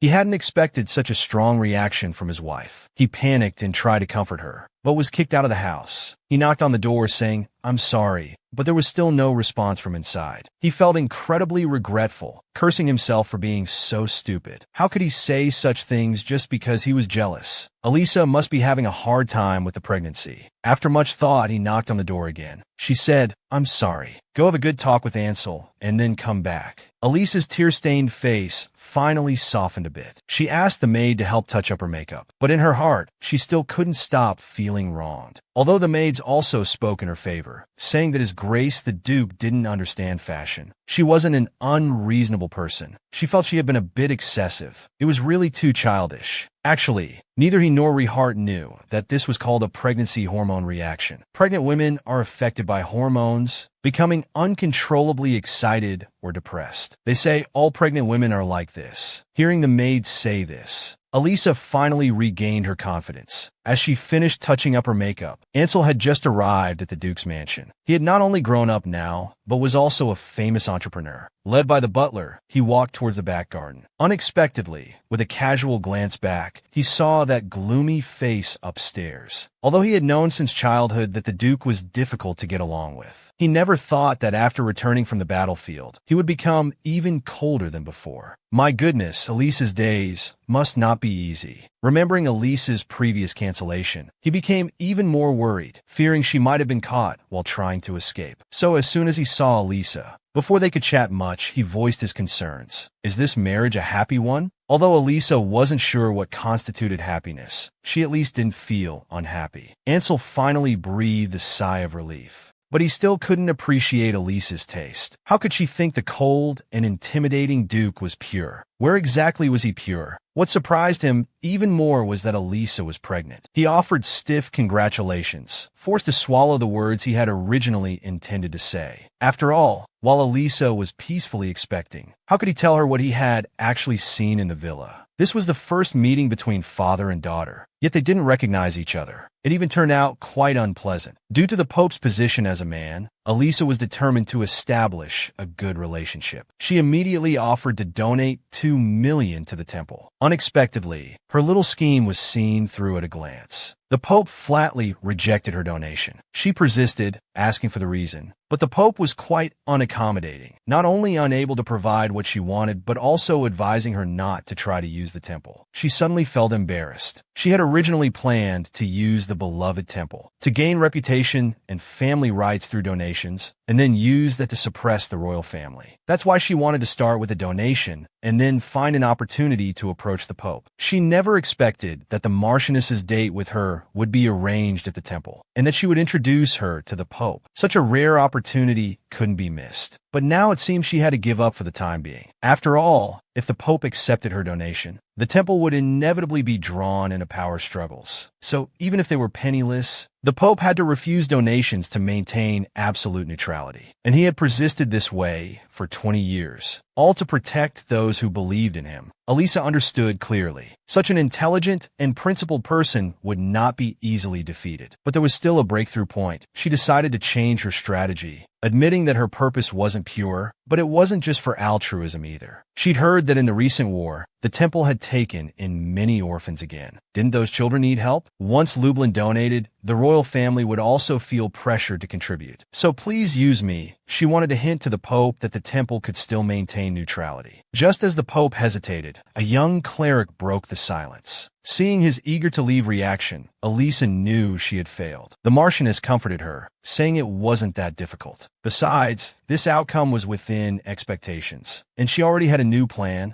The next day, she came to the temple again.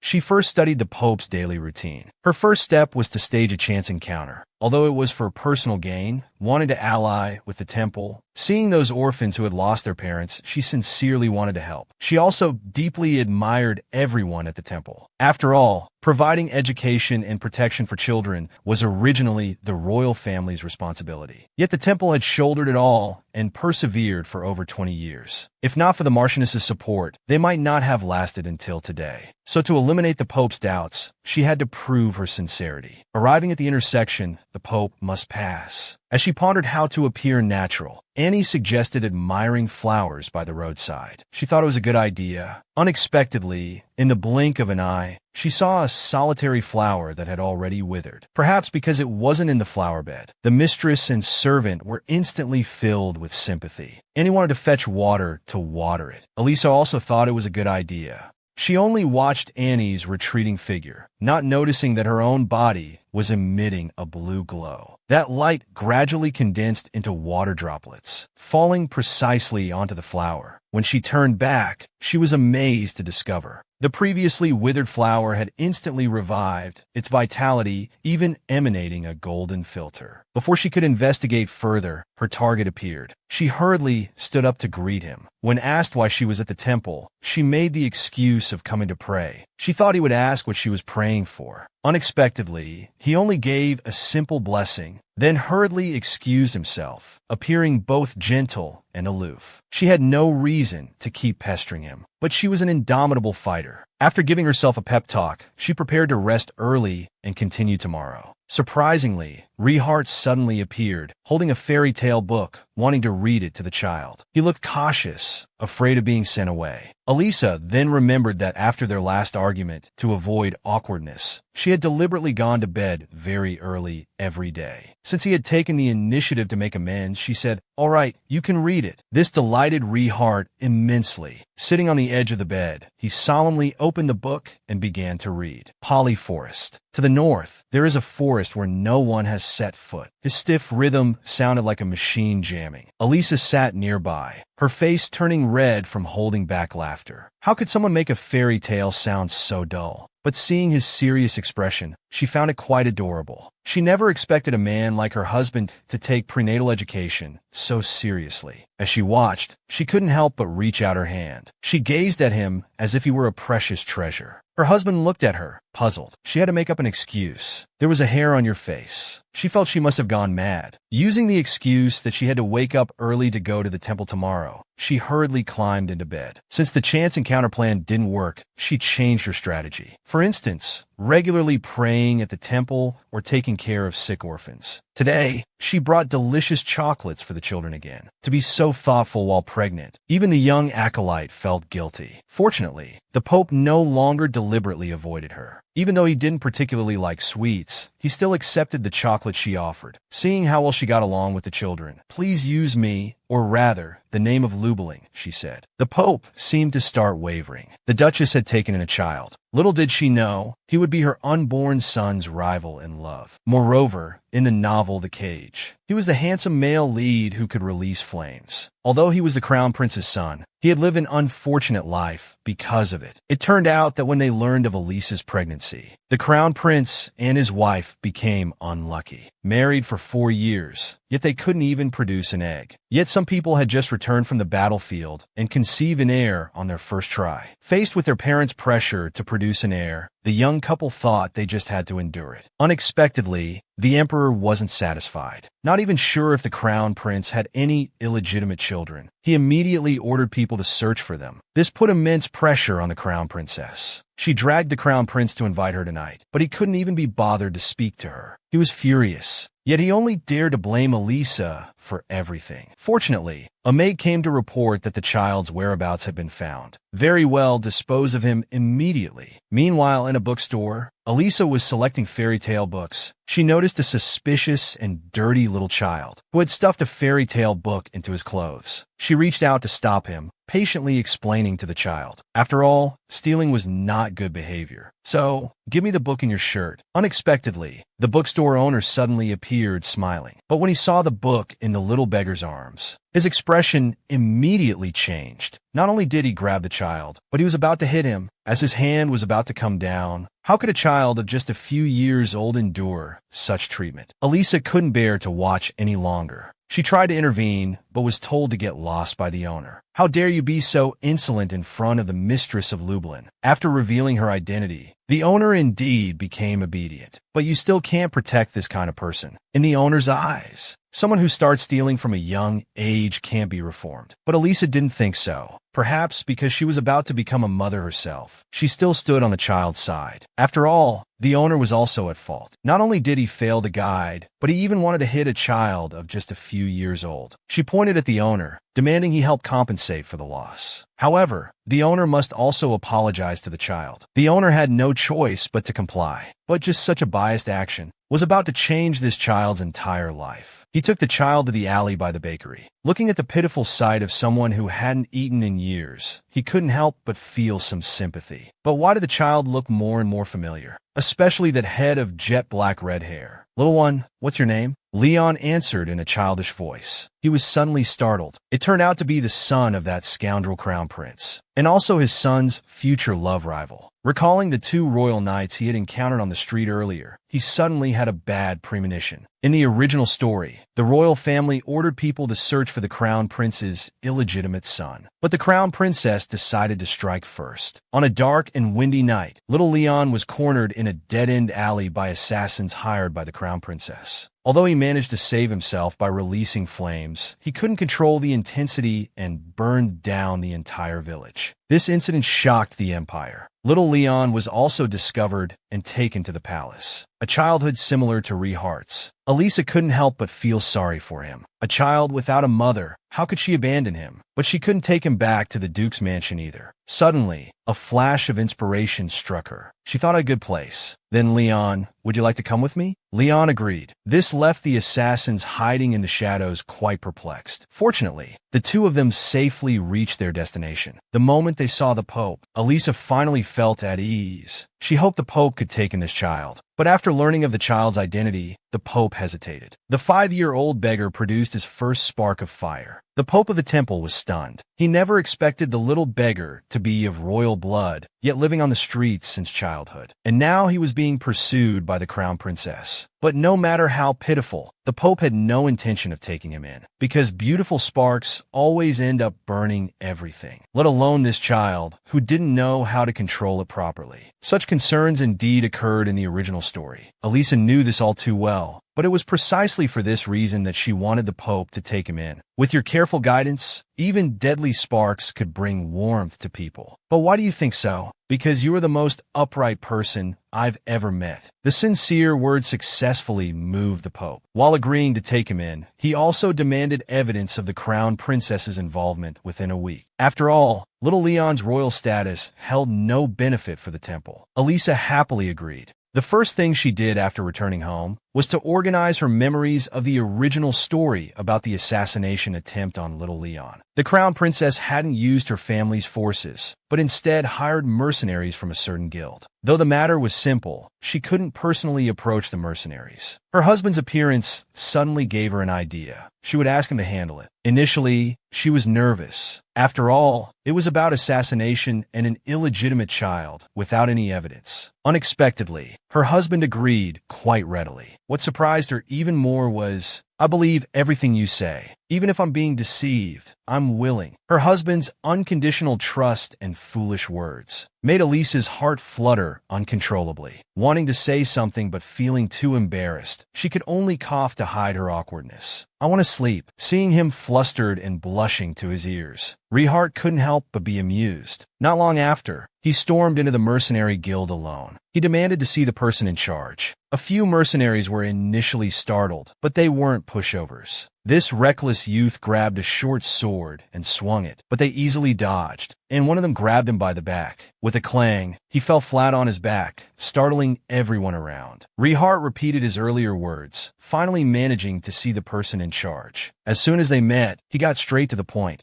He demanded they call back the mercenaries who had taken the crown princess's order. When the scarred man refused to admit it, Rehart lost his patience. A gust of level 8 wind nearly knocked the scarred man off balance. Looking at the shattered made-in-China glass window behind him, the scarred man had already guessed. Rehart approached step by step. "If you dare disobey my orders, you'll all die." With this ruthless and concise approach, he successfully obtained the evidence. Thinking he should hurry back to his wife, he was unexpectedly tailed before he could leave. He felt exasperated. Quickly darting darting into another alley. He suddenly appeared behind and above the person. "Are you looking for me, Count Alden?" Learning that his wife was an imposter, he was finally stunned. The real Elisa had died 8 years ago. The girl in the painting at the villa was also different from Elisa's childhood self. Ansel felt a chill down his spine at that moment. Who exactly was the Elisa he knew? This thought kept interrupting his mind. He wanted to ask Rihar for the truth, but hesitated whether to speak. Unexpectedly, he became this stalking rat in the other's words. This violent and sharp-tongued man. How would he treat Elisa after knowing the truth? After much deliberation, he decided to be impolite just this once. "How much do you really love her?" Rihard had always seen Ansel as a rival. Upon hearing such a question, he immediately slammed the table in anger. Was he trying to steal his wife? "But your answer will determine whether I can tell you the truth." Faced with Rihart's lack of understanding, Ansel hesitated for a long time before finally speaking. He told him about renovating the old house for Elisa and recounted his conversation with that doctor. Elisa had died from a lung disease 8 years ago. Needless to say, Rihart didn't believe it. He had felt the same way at first, but when he saw that painting in the villa, he had no choice but to believe. Hearing this, Rihart's heart tightened. If this news was true, it meant his wife had hidden her identity. But his first reaction was fear that his wife might be in danger because of this. So he had to prevent it from happening. After all, he truly couldn't bear to watch his wife get hurt. Eager to know more about the situation, but Ansel hadn't inquired further, as he too feared the girl might get into trouble. He had originally wanted to tell Elisa, but couldn't bring himself to do it. "That's why I decided to tell you." Rihard immediately let out a sigh of relief and unusually praised his rival for doing well. Compared to his rival's surprise, he seemed very calm. No matter what the truth was, Elisa would always be his most precious family. His response made Ansel feel somewhat ashamed. He had originally thought this was the perfect opportunity to win Elisa. He didn't expect the Duke's love to be no less deep than his own. While disappointed, he also felt happy for Elisa. However, the fact that he could openly express this greed made Rihart feel less wary of him. As long as he didn't show it in front of Elisa, it would be fine. After warning his rival, he hurried back home. Seeing his wife sleeping uneasily, he gently patted her, feeling heartache. No one knew better than him that the money that facilitated this marriage couldn't have fooled the Duke. And Elisa had unexpectedly lost her memory at that time. Even if she had regained her memory, she might have already forgotten. The person capable of concealing all this was that old bastard, the former Duke. But he couldn't ask a dead man for the truth. However, there might be one person who could give him answers. That would be the old bastard's assistant, Thompson. As he hurried to find him, the secret letter, canceling the assassination order from the Mercenary Guild, had already reached the Crown Princess's hands. He had heard earlier that Elisa had taken that child away. He angrily slammed the table and threw teacups. In the midst of his anger, a new plot was brewing in his mind. How dare the Duchess threaten the Crown Princess's life? But the other party didn't dare to make a sound. Elisa received a letter early in the morning. It was an invitation from the Crown Princess to enter the palace. So it was a trap after all. She smirked, thinking this was exactly what she wanted. The next moment, she arrived at the palace alone. Seeing the maid waiting at the door early, she realized the Crown Princess was even more anxious than her. Following the maid's footsteps, she entered. "I pay my respects to your Highness the Crown Princess," she curtsied gracefully. The Crown Princess, of course, also behaved elegantly and properly. She even specially thanked her for coming, considering how difficult it must be while pregnant. "You're too kind, but this is the first time you've summoned me. I was really quite startled." The two women were outwardly cordial, but in reality, the true contest had just begun. The Crown Princess thoughtfully offered tea, but that tea wasn't friendly to pregnant women. Elisa wasn't a fool. She politely declined, saying she was experiencing morning sickness. After another round of false pleasantries, the Crown Princess finally couldn't hide her intentions. "I heard the Duchess has been supporting some orphans." Getting an affirmative answer, her eyes lit up with excitement. Hearing that those children were entrusted to an orphanage, she eagerly inquired about the orphanage's name, saying she wanted to do something meaningful. "But why do you insist on supporting that particular one?" Caught off guard by Elisa's question, she suddenly didn't know what to say. Seeing the other's still beaming face, she sarcastically suggested supporting all the orphanages in the Empire. She had never felt so speechless in her life. Since hints weren't working, she decided to drop the act. "Where exactly have you hidden that child?" Her snarling face looked as if she might devour someone. But Elisa still feigned ignorance. Enraged,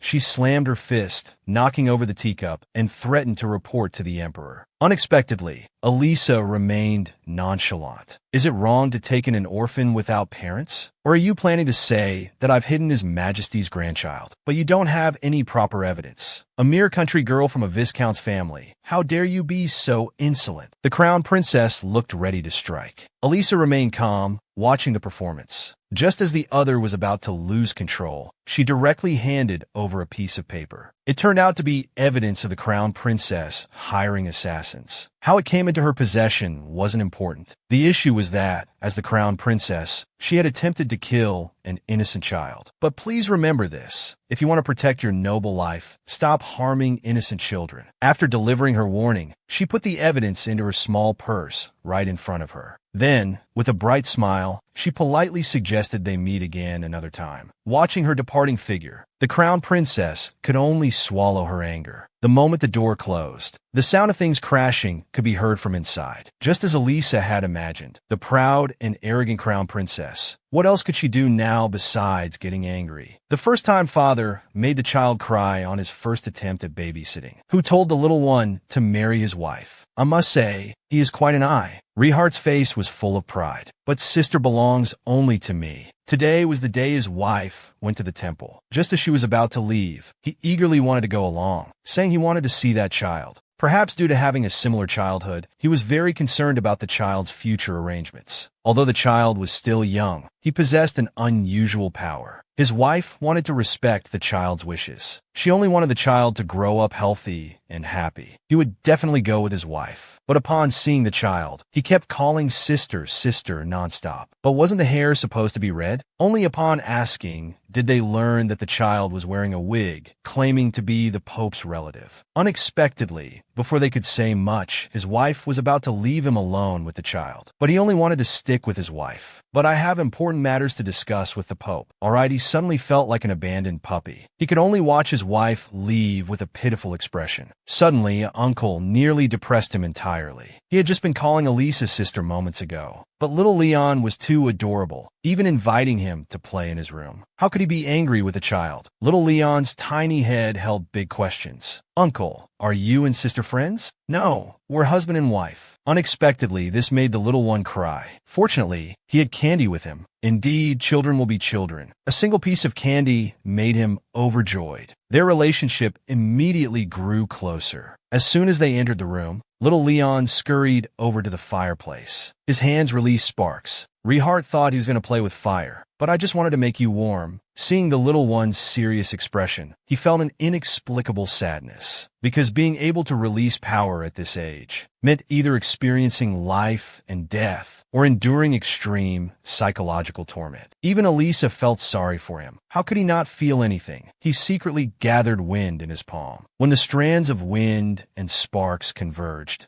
Uncle, look, I lit the fire. The way he affectionately stroked the little head, it was truly heartwarming. Meanwhile, on the other side, the Pope stood before the sacred statue, sensing Elisa's arrival. He had a secret to confess. Others typically marry first and fall in love later. But this silly girl already had a baby, yet still treated the child's father as an outsider. Unexpectedly, a faintly visible nightgown made Elisa finally realize her feelings. She originally wanted to change into something else, but her husband appeared at that moment. Is this a new outfit? She noticed her husband's surprised expression. This made her feel very embarrassed. She was afraid of being misunderstood as intentionally seductive. But her husband acted quite naturally, even draping a cool blanket of love over her. Initially embarrassed, he suddenly felt annoyed. Although the weather was getting hotter, that's true, but when seeing his wife in new clothes, shouldn't he say they suit her well or look good? Thinking this, she called out, Rihart, doesn't this outfit look good? Isn't it suitable? It's fine, it looks good. Though reluctant, it was at least the correct answer. But your belly seems to be protruding. Ah, she was instantly dumbfounded. She could no longer hear her husband's words coaxing her to sleep. Her mind was filled with thoughts of her protruding belly. Protruding belly. Wasn't he just saying she had gotten fat? The more she thought about it, the angrier she became. She suddenly sat up in bed and gave Rihart's arm a slap like a cape. Looking at his face full of question marks, she said, It's nothing. There seemed to be a mosquito. This left him utterly confused. She felt satisfied at that moment, but the next day, she regretted it. It was a perfectly normal conversation, yet she had inexplicably lashed out. It made it seem like she had dressed that way just to please her husband, but she had no need for that. After all, who would try to please a friend? She muttered to herself, deceiving herself. But then she suddenly realized something was wrong. She couldn't help but keep picturing her husband's handsome face in her mind. Could it be that I really have impure thoughts? She deserved to be punished. It seemed she had discovered something incredible. She finally understood her feelings for Rehart. It turns out that feeling wasn't just liking a friend, but liking someone of the opposite sex. And it was so intense. But what should she do? She seemed even more unsure of how to face her husband. Just thinking about sharing a room with him at night made her face burn like a monkey's bottom. Unexpectedly, a voice called out, "Elisa." Why did she have to run into Rehart at this moment? Feeling his usual concern, she could no longer remain calm. She skillfully brushed off her husband's hand. "Let's go back to our room first." This unusual behavior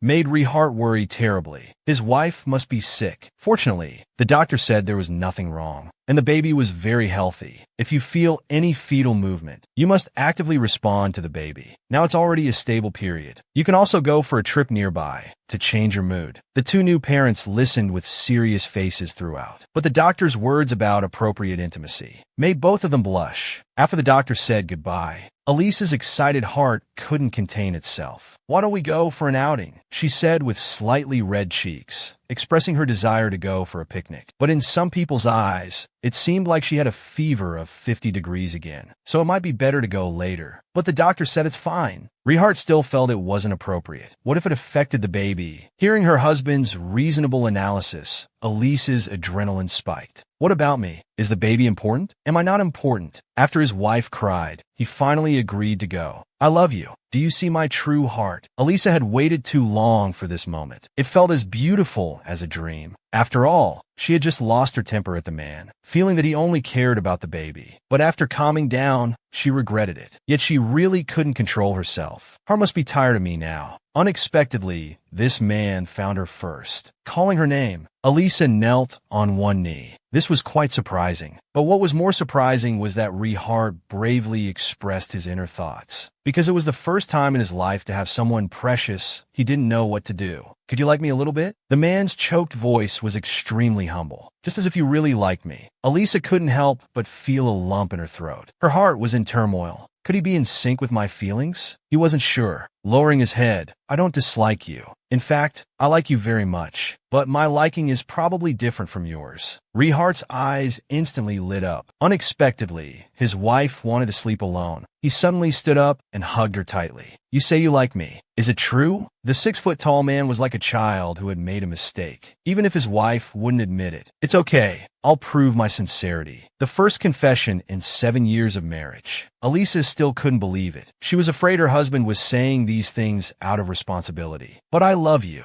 Just because you're Elisa, and I fell in love with you a long time ago. Then why have you never said you loved me?" His wife cried uncontrollably. "I'm sorry, really sorry." Rehart did not want to, he just didn't dare. Worried that it was just one-sided love, and afraid that this love would pressure his wife to leave. "Now it seems it was all my fault." He gently wiped away the tears from the corner of his wife's eyes, once again emptying his heart. Before, he only wanted revenge. It seemed like that was all his life was about. But until you came into my life, the emptiness in his heart was filled with warmth. Such a radiant girl. How could one not fall in love? The goal of revenge gradually changed imperceptibly. "Now I just want to be happy with you, together with our child. This is not just a goal, but also my wish. So, will you help me make it come true?" Elisa was so moved that tears welled up again. She reached out and stood on tiptoe. It seemed only this way could she respond to that burning heart, finally able to embrace the one she loved. He was still secretly delighted the next day.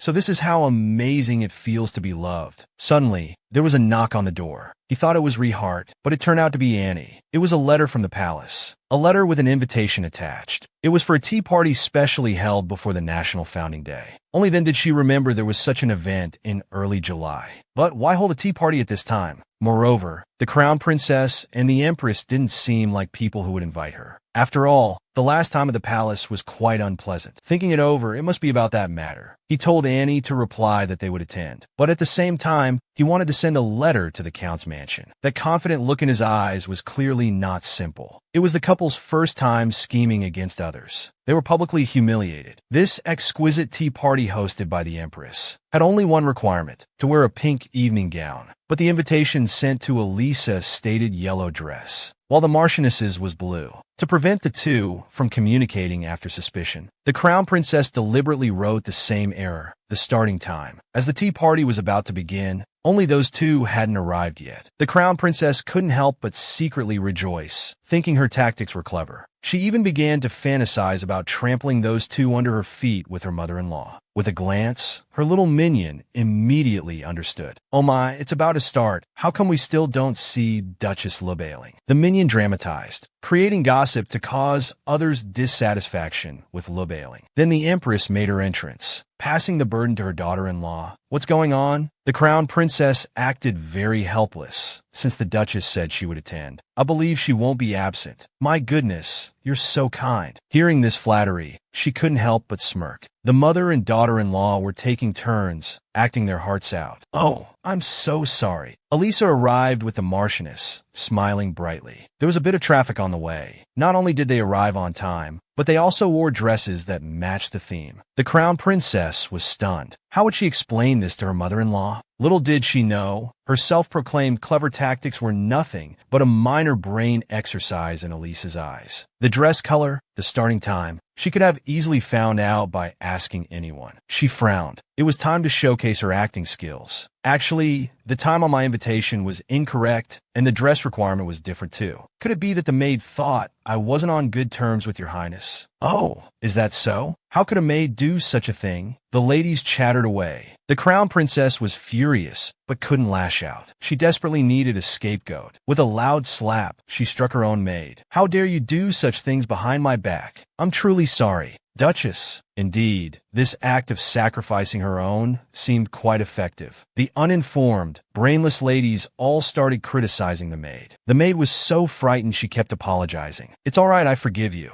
After all, everyone makes mistakes sometimes. So, Your Highness, please calm down." That look was clearly a warning. The Crown Princess couldn't bear such humiliation. The atmosphere became so tense that no one dared to breathe. It was the quick-witted little minion who changed the subject. The topic of discussion finally shifted to other matters. The tea party finally proceeded peacefully. At the family meeting, Rehart was equally irritated by the petty man. This skinny man, Jinping, wanted to donate the country's excess funds to the royal family. Unexpectedly, Rehart vetoed it with a single vote. No matter how much he despised the man, Rehart still stood up and ended the meeting. Ignoring the curses behind him, he had just walked out of the meeting room when he learned there was news about that person. "Then let's depart now." The wife he had for 7 years was actually dead, but the only one who knew the truth, the former duke, was gone. Rehart had no choice but to find someone, that being the former duke's closest assistant. Where did the old man bring Elisa from? Unexpectedly, the assistant knew nothing. He had only forged a suitable identity for the lady. But one thing was strange. The duke had left him and several knights behind at the time, entering the Divinewood Forest alone. It was said he went to seek a sage. That was someone from a certain family who had attained enlightenment and merged with the divine tree. But the secretary didn't know the specific reason for the meeting, nor if the former duke had met that person. However, on the day he brought back the unconscious lady, the former duke said, "I've found the answer." This sounded as if Elisa was the answer the old man had been desperately seeking all his life. Rehart broke out in a cold sweat, although he didn't know the reason behind this. The Divinewood Forest must hold clues. After briefly exchanging pleasantries with the assistant, he instructed Thompson to thoroughly investigate all leads in the Divinewood Forest. Currently, only a few days remained until the National Founding Day. Elisa was helping with preparations at the temple every day, seemingly with inexhaustible energy. Suddenly, she noticed a child. Who else could it be but little Leon, holding a small shovel, crouching there covered in dirt. Upon asking, she learned that he was pulling weeds, looking quite confident. "But it seems you've pulled out all the flowers." Seeing the little one so happy, Elisa was happy too.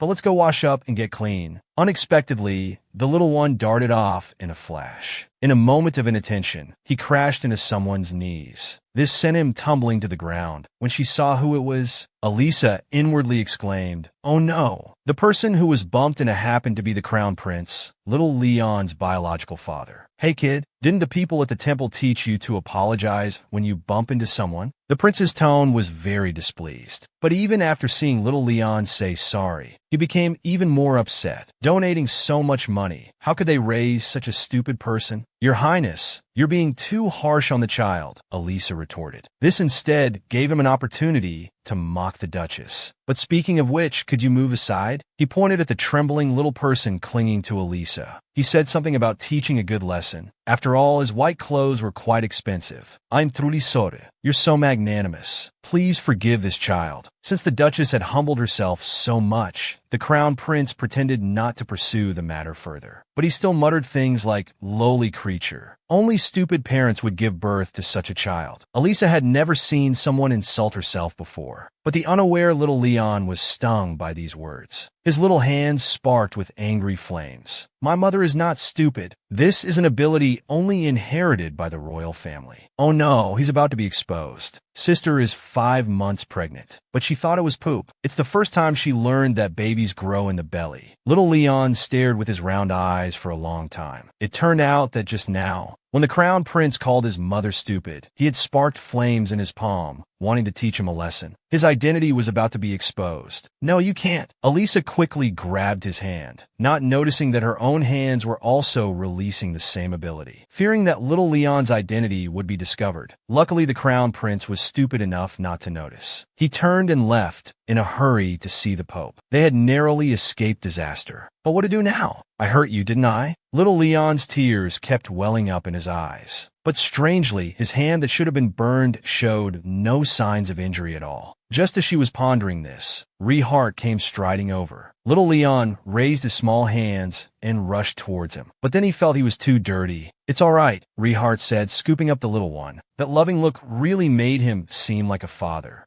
While wiping the little one's hands, he even praised him unexpectedly. But Leon had his eyes fixed on his sister's belly. "Is there poop in sister's belly?" "The baby in sister's belly will be sad if you say that." "Then how does the baby get there?" How to answer this question? Elisa glanced away awkwardly. Rehart, at a loss, vaguely said it happens when people who like each other kiss. "Do you like uncle?" "Of course I like sister too. If I kiss sister, will we have a baby too?" Little Leon was already excited to try. Elisa panicked completely. She quickly waved her hands to explain, wanting to say it requires love. But that kind of thing doesn't seem to be affected by love or not. Her flush mind raced. Even without liking or loving, as long as you kiss, there will be a baby. So you can't just kiss anyone casually. Then did sister not like uncle before having the baby? "Oh, I see." Elisa had finally managed to muddle through. But she didn't know someone had already been hurt. Crouching on the ground with indescribable bitterness. "Because I would never be intimate with someone I don't love, even if I died." She was at her wit's end, only able to quietly say sorry. Meanwhile, in the princess's chambers late at night, a person so drunk they could barely walk straight came to see the princess. As soon as they saw the princess, they started complaining. It turned out they had been upset by Rehart during the day. They wanted to offer the unused budget from activities to the emperor, but were coldly ignored. Hearing this, the princess angrily cursed Rehart, then Elisa, wishing she could teach that couple a lesson. And this opportunity was right before her eyes.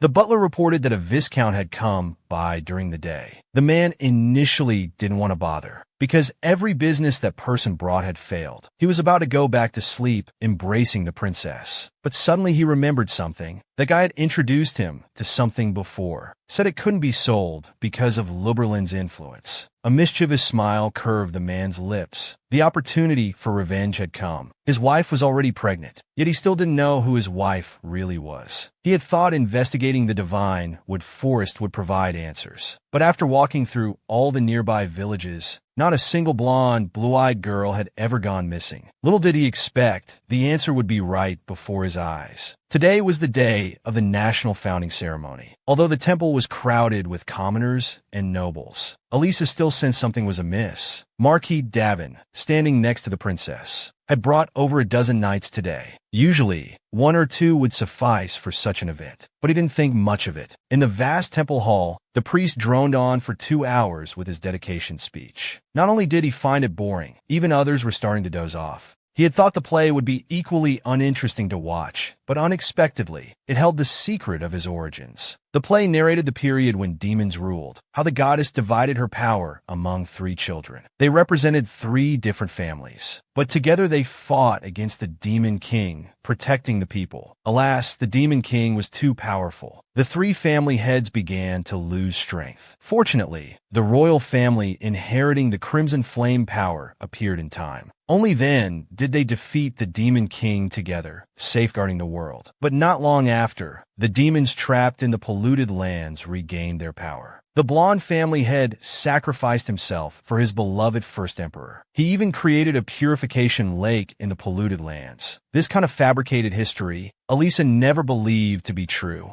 After all, history books are always written by the victors. But when she heard about the purification lake, his nerves were instantly triggered. Tears fell uncontrollably, as if the person who died had a great connection to him. "It's okay. It's just a play." Rehart's comforting words had barely fallen when the play turned into reality. Suddenly, a horde of monsters burst into the temple, and there was a large wave still coming. Everyone scrambled to escape in panic. Rehart held his wife tightly, about to leave, when his subordinate reported insufficient troops. For now, they could only quickly hide. They swiftly retreated towards a safe area. But there were far too few holy knights here. Seeing those civilian children being attacked by the magical beasts, if this continued, they would likely lose their lives. Elisa pulled Rehart. "Please go save those people." She was so anxious she was about to cry. But Rehart only cared about her safety. But he really didn't want to watch those children die before his eyes. Just as Rehart was hesitating, "Rest assured,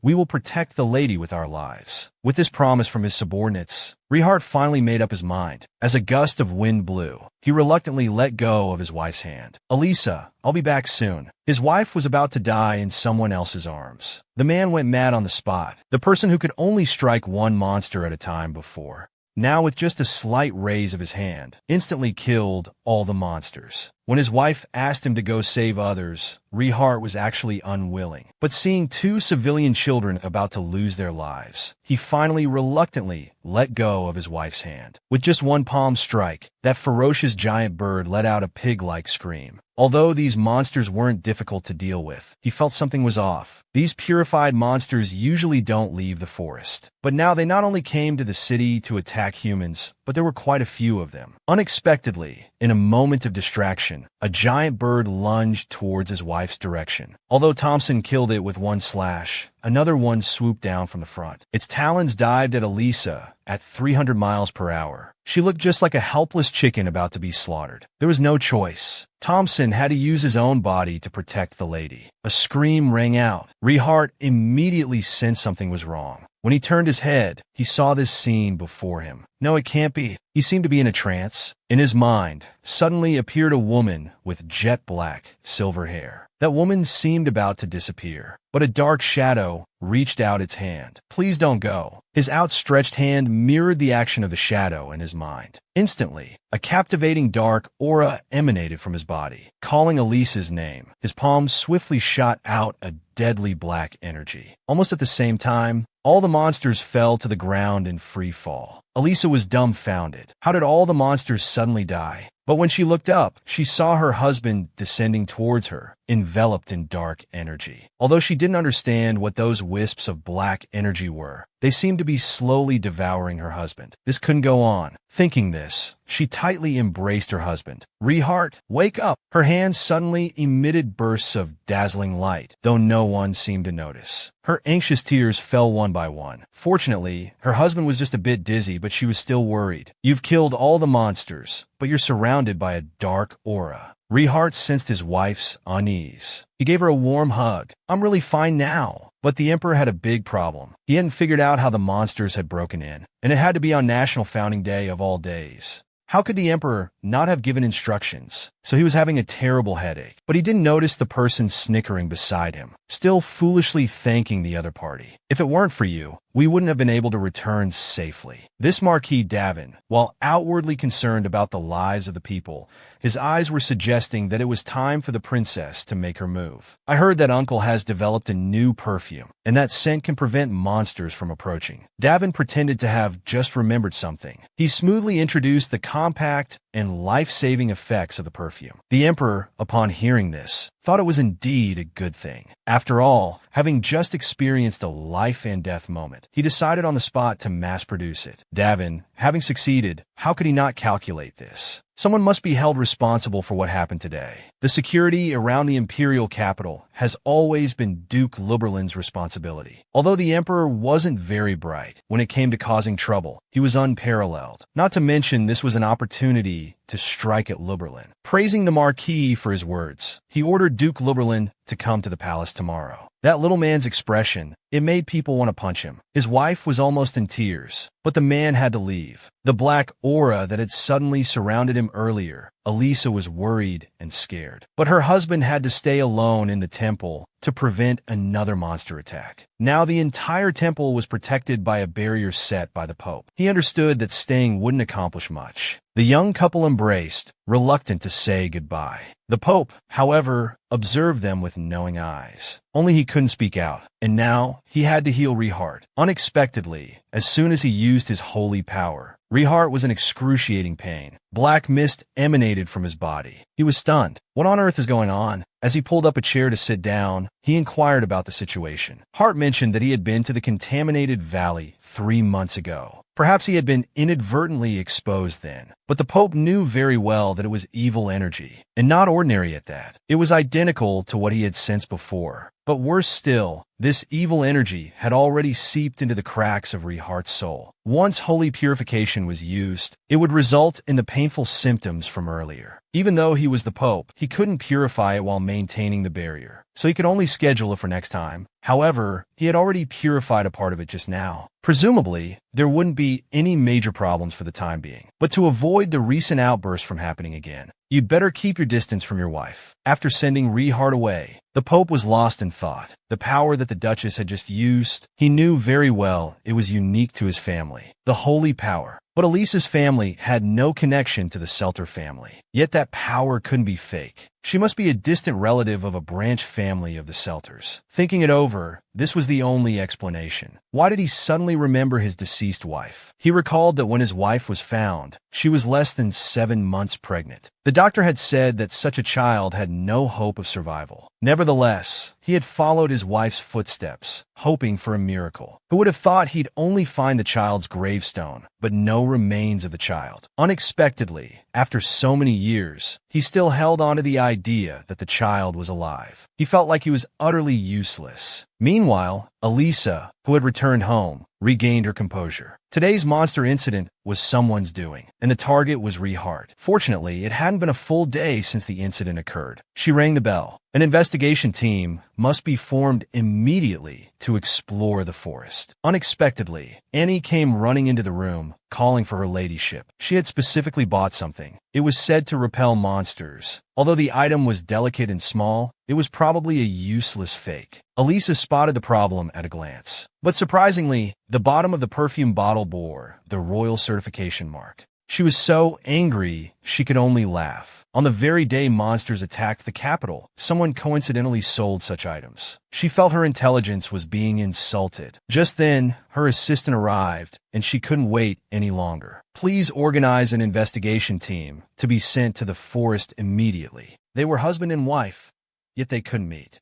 The wife felt empty and lonely. Not only did she run to her husband's solitary tower in the middle of the night, but she also broke the window with a stone. But today there was some particularly good news. Rehart had been brought to court. The Emperor, furious, wanted to hold him accountable. After all, he was responsible for the capital's security. You have betrayed my trust. It is your negligence that has caused this tragedy. This stance seemed to suggest that Rehart must pay a heavy price. However, please wait a moment. He calmly raised his hand, signaling his subordinate to bring the prepared items. 2 unremarkable monster eggs, What does this have to do with targeting you? Of course it's related. These eggs, which should have been in the forest, were found in the temple's garden. It's clear that this monster attack on the temple was deliberately planned, and currently, only one person has benefited from it. That's the perfume seller. One doesn't need to think too hard to realize that the Viscount attracted the monsters and is now selling his own invented monster repellent. The crowd buzzed with discussion. Wasn't that what made Marquis Davin feel comfortable? Davin hadn't expected to be exposed so quickly, but he still refused to admit defeat. He loudly accused Rehart of framing him. What can two eggs prove? Unexpectedly, one sentence from Rehart silenced him completely. It turned out that the day before the National Founding Day, the Viscount had rented a large number of carriages. Just by examining the composition of the mud on the wheels, they could determine which forest the Viscount had visited. This is just a coincidence. Duke, don't go too far. Is that so? Rehart smirked. He had investigated that the Viscount was in debt due to his inventions, yet somehow had money to rent carriages right after meeting with Marquis Davin. Unexpectedly, this fellow still struggled to defend himself. He directly played his final card. It was the captured Viscount Majeda. At the same time, an account book was handed to the Emperor. It contained all the transactions between the Viscount and the Marquis. The Emperor only had to ask casually, and the Viscount, terrified, fell to his knees and confessed everything. I carelessly fell into the trap of an evil person. You're spewing vicious lies. The Marquis actually pushed all the responsibility onto his own uncle. This son-in-law was truly unreliable. The Emperor was about to die of anger, yet he had to give an explanation to everyone. But he only asked the Marquis to compensate for the losses. Rehart raised an objection, but this time no civilians were hurt. Wasn't that right? The Emperor suddenly wanted to act like a benevolent ruler. He unexpectedly announced that he would be lenient with the Marquis. Rehart was shocked by these words. Those dozen or so dead civilians, weren't they driven away by the royal family due to their status?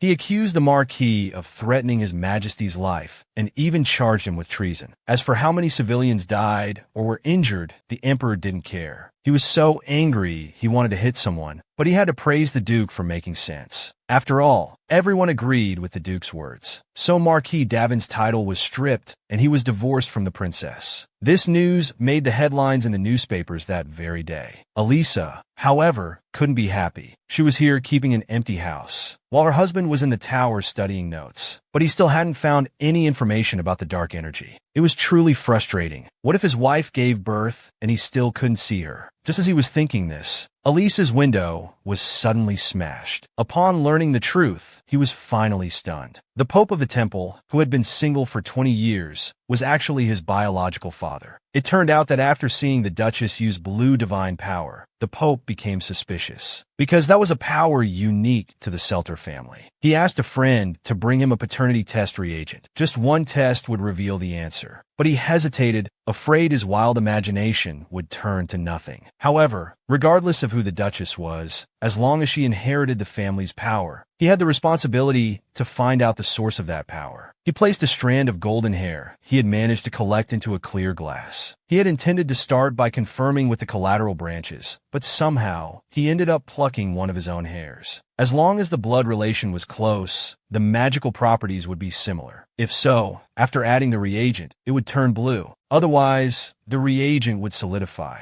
He thought it should solidify immediately, but the next second he was dumbfounded. The reagent had turned to snowy blue. He couldn't believe the result at that moment. The Duchess was truly his daughter. The raven black, golden hair, those deep blue, green eyes. It was exactly as his wife had said back then. Half like me, half like you. And we'll both love her very much, right? But his wife had died, and their daughter had disappeared without a trace. At this moment of regaining what was lost, he completely broke down. All his guilt and longing turned into tears of joy. His wife's wish had truly become reality, and Elisa soon learned the truth as well. Ever since Rehart had been infected by the dark energy, he had locked himself in the tower. Missing Elisa too much, he had sneaked out at night and smashed the tower window. seeing his wife pregnant and appearing below. Rehart thought something serious had happened. Unexpectedly, his wife took out a notebook. She wanted to know if he felt stuffy up there, if there was anything inconvenient. He shook his head against his true feelings. Although he wasn't a fussy person, not seeing his wife every day was indeed quite inconvenient. "I'll rescue you soon. Just hang in there a little longer." He watched his wife's silent way of cheering him on. So she had come to ease his mind. He smiled indulgently. After all, staying here was really uncomfortable for him, and he hadn't found any useful clues either. Unexpectedly, his wife raised her notebook again. "I miss you so much. Little AI misses Daddy too." This was what Elisa wanted to say the most. Rehart was silent for a few seconds. A paper airplane flew over. "I miss you all too." There was even a sad puppy emoji drawn on it. Elisa instantly felt it was worth it. Just seeing him from afar like this wasn't so bad. But how could it compare to being together with zero distance? So the next day, Rehart came to the temple for purification. No matter how worried her husband was, worried that his heavy body would tire her out, it didn't matter. She said she would wait in the temple no matter what. As a married couple, they should be inseparable. Rehart smiled helplessly and followed the Pope to the treatment room. The treatment also ended quickly. The pain in his shoulder was slowly easing, but somehow, the Pope seemed particularly disapproving of him today. With a stern face, one moment saying he shouldn't take his health lightly, the next blaming him for worrying his family. Even the issue of prenatal education, he insisted he should be fully involved. He felt it might be his imagination.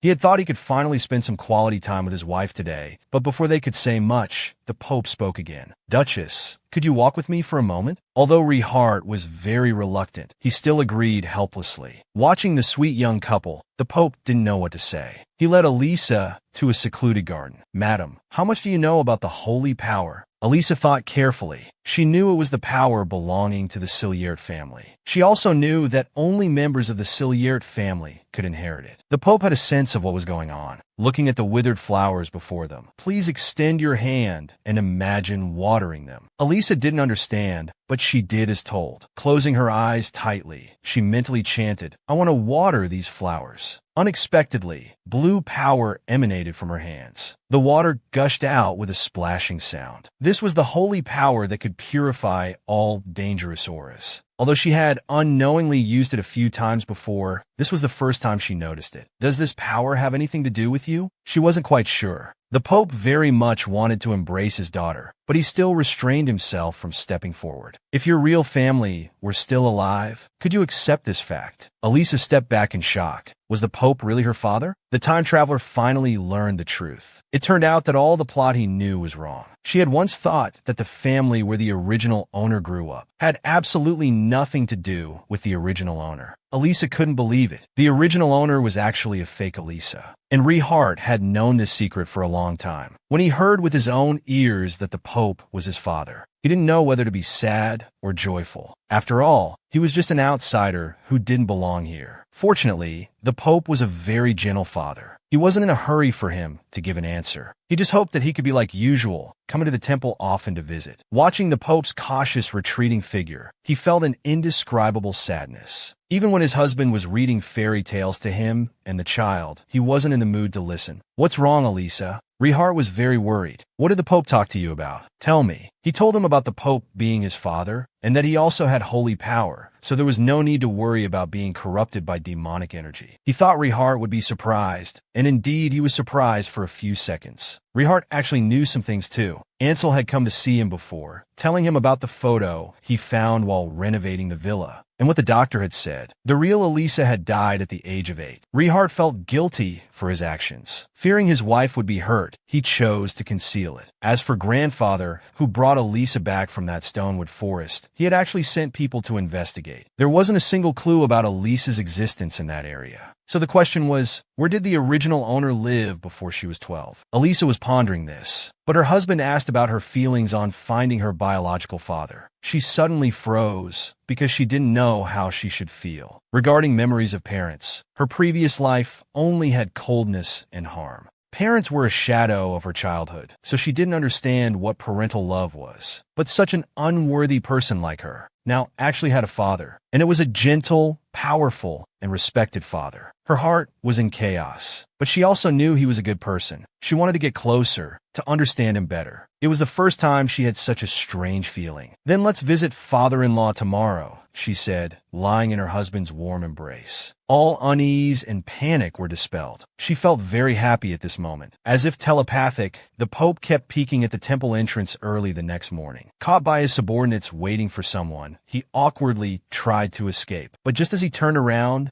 the arrival of Duchess Luberlin was announced. His face was written all over with joy. But when they actually sat down to talk, both father and daughter tacitly lowered their heads, silent, occasionally stealing glances at each other, always feeling awkward. Seeing this, Richard thought the father and daughter really looked alike. He broke the deadlock, addressing the Pope as father-in-law repeatedly and apologizing for not being able to visit yesterday. The Pope finally spoke up embarrassedly, blaming himself for being too sudden. He said he should be thanking them for coming to see him, but what he cared more about was the Duchess. "How have you been all these years?" Elisa was instantly scared into making a funny face. "All this, Duchess, and you." She really wasn't used to her father being so polite to her. Saying father felt very awkward to her. But what if she hurt her father's feelings? Just as she was lowering her head, not knowing how to handle it, her father told her not to mind. It was just a form of address. She shouldn't feel pressured. She could call him whatever she wanted. Father was truly too gentle. He had never felt such love before. But he couldn't remember anything before the age of 12. And the book didn't describe it either. He only knew that he had experienced a carriage accident as a child. When he woke up, he was already at Duke Lublin's castle. Then he married Richard and began living their current shameless life. The young couple exchanged sweet glances. The Pope, however, listened with a pounding heart. A carriage accident, was it? But it might not be true. Richard wanted to organize everything before explaining slowly. After all, the matter of where Elisa came from, nobody knew except the former duke. So it was complicated to explain. Fortunately, Elisa was doing well now. The Pope's face was full of relief. "Thank you for living healthily," he said, his hands trembling as he spoke. Elisa could see it all clearly. Stuttering and hesitating for a long time, she finally gave a response. "It's nice to meet you," though these words came a bit late. She squinted her eyes, smiling slightly. The Pope was stunned again. He seemed to see his deceased wife. "We will surely love her." For the child, his wife had said she would do anything. He felt his wife was so right, because now he had the same feeling. The feeling of wanting to conquer the whole world for his daughter. He couldn't believe it. This handsome man with jet black golden hair dared to flirt with his maid in public. But what he found even more unbelievable was that this man was his brother. It turned out that after the father and daughter recognized each other, the Pope had bought this golden leaf pearl hairpin. He wanted to give it to his daughter as the first gift, but he was worried it might pressure her. Maybe he should reconsider. He put the gift on his desk. As soon as he left the room, little Leon came looking for him. He was dressed like a little gardener. He wanted to show the Pope his flower bed, but unfortunately, there was no one in the office. But he was quickly attracted by the golden hairpin on the desk. The jade green leaves had white particles on them. It was really beautiful. His sister had told him these were flower seeds. If planted in the soil, more would grow, right? Little Leon suddenly became excited. He wanted to grow many, many flowers to give to the Holy Father. As happy as he was now, the next moment he cried just as miserably. The Pope went out for a walk and changed his mind.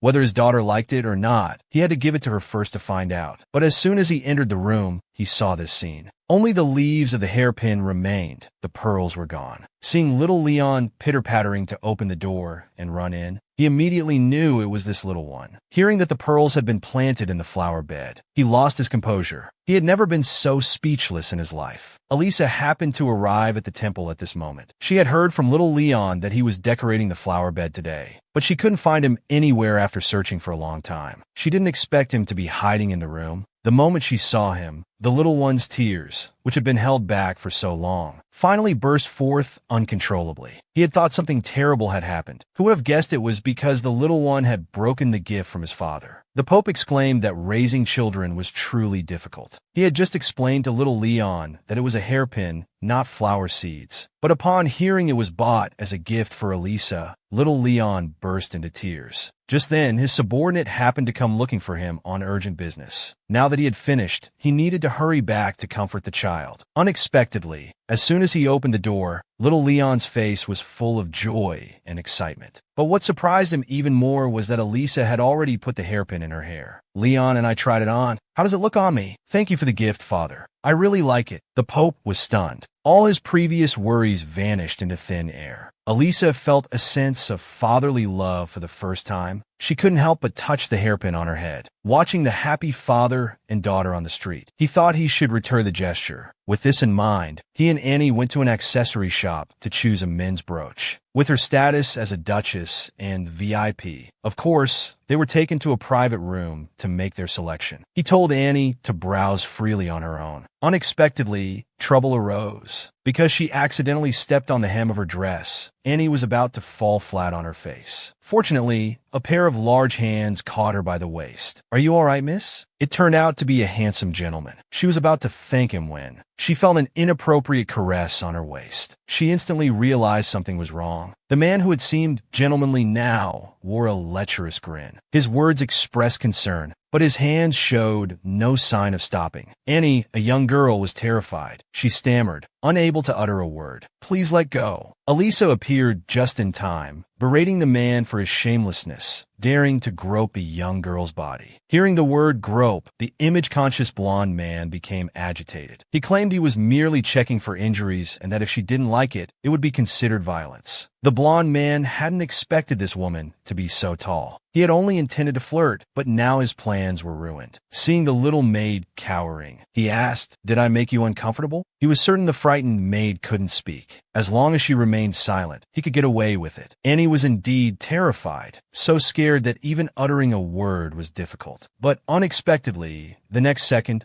"I don't want to be hit on by you. You pervert." Her voice was deafening. The blonde man became the center of attention. Elisa explained the situation to the shop assistants who came running. The blonde man was about to explode. He felt insulted being called a molester. To his surprise, he was stopped by the shop staff and asked to leave. He was dumbfounded. It turned out this woman had an even higher status than him. He could only leave in a huff. Seeing Annie crying her eyes out, Elisa just wanted to know which family that man belonged to. The shop assistant nervously replied, "That's the next head of the Selter family." Elisa was shocked. That scumbag was actually her cousin. Here it comes, after 7 years of marriage, they finally, la la la. But unexpectedly, a new plot was also approaching. It turned out that after Annie was bullied by that blonde guy, Elisa then asked her father what kind of person he was. But in her father's words, the golden-haired one was a capable and obedient boy. If it weren't for what happened yesterday, she would have believed it. That kind of person was either a capable scoundrel or a scoundrel skilled at management. He decided to go back and investigate further. Unexpectedly, as he looked up, he was stunned by someone.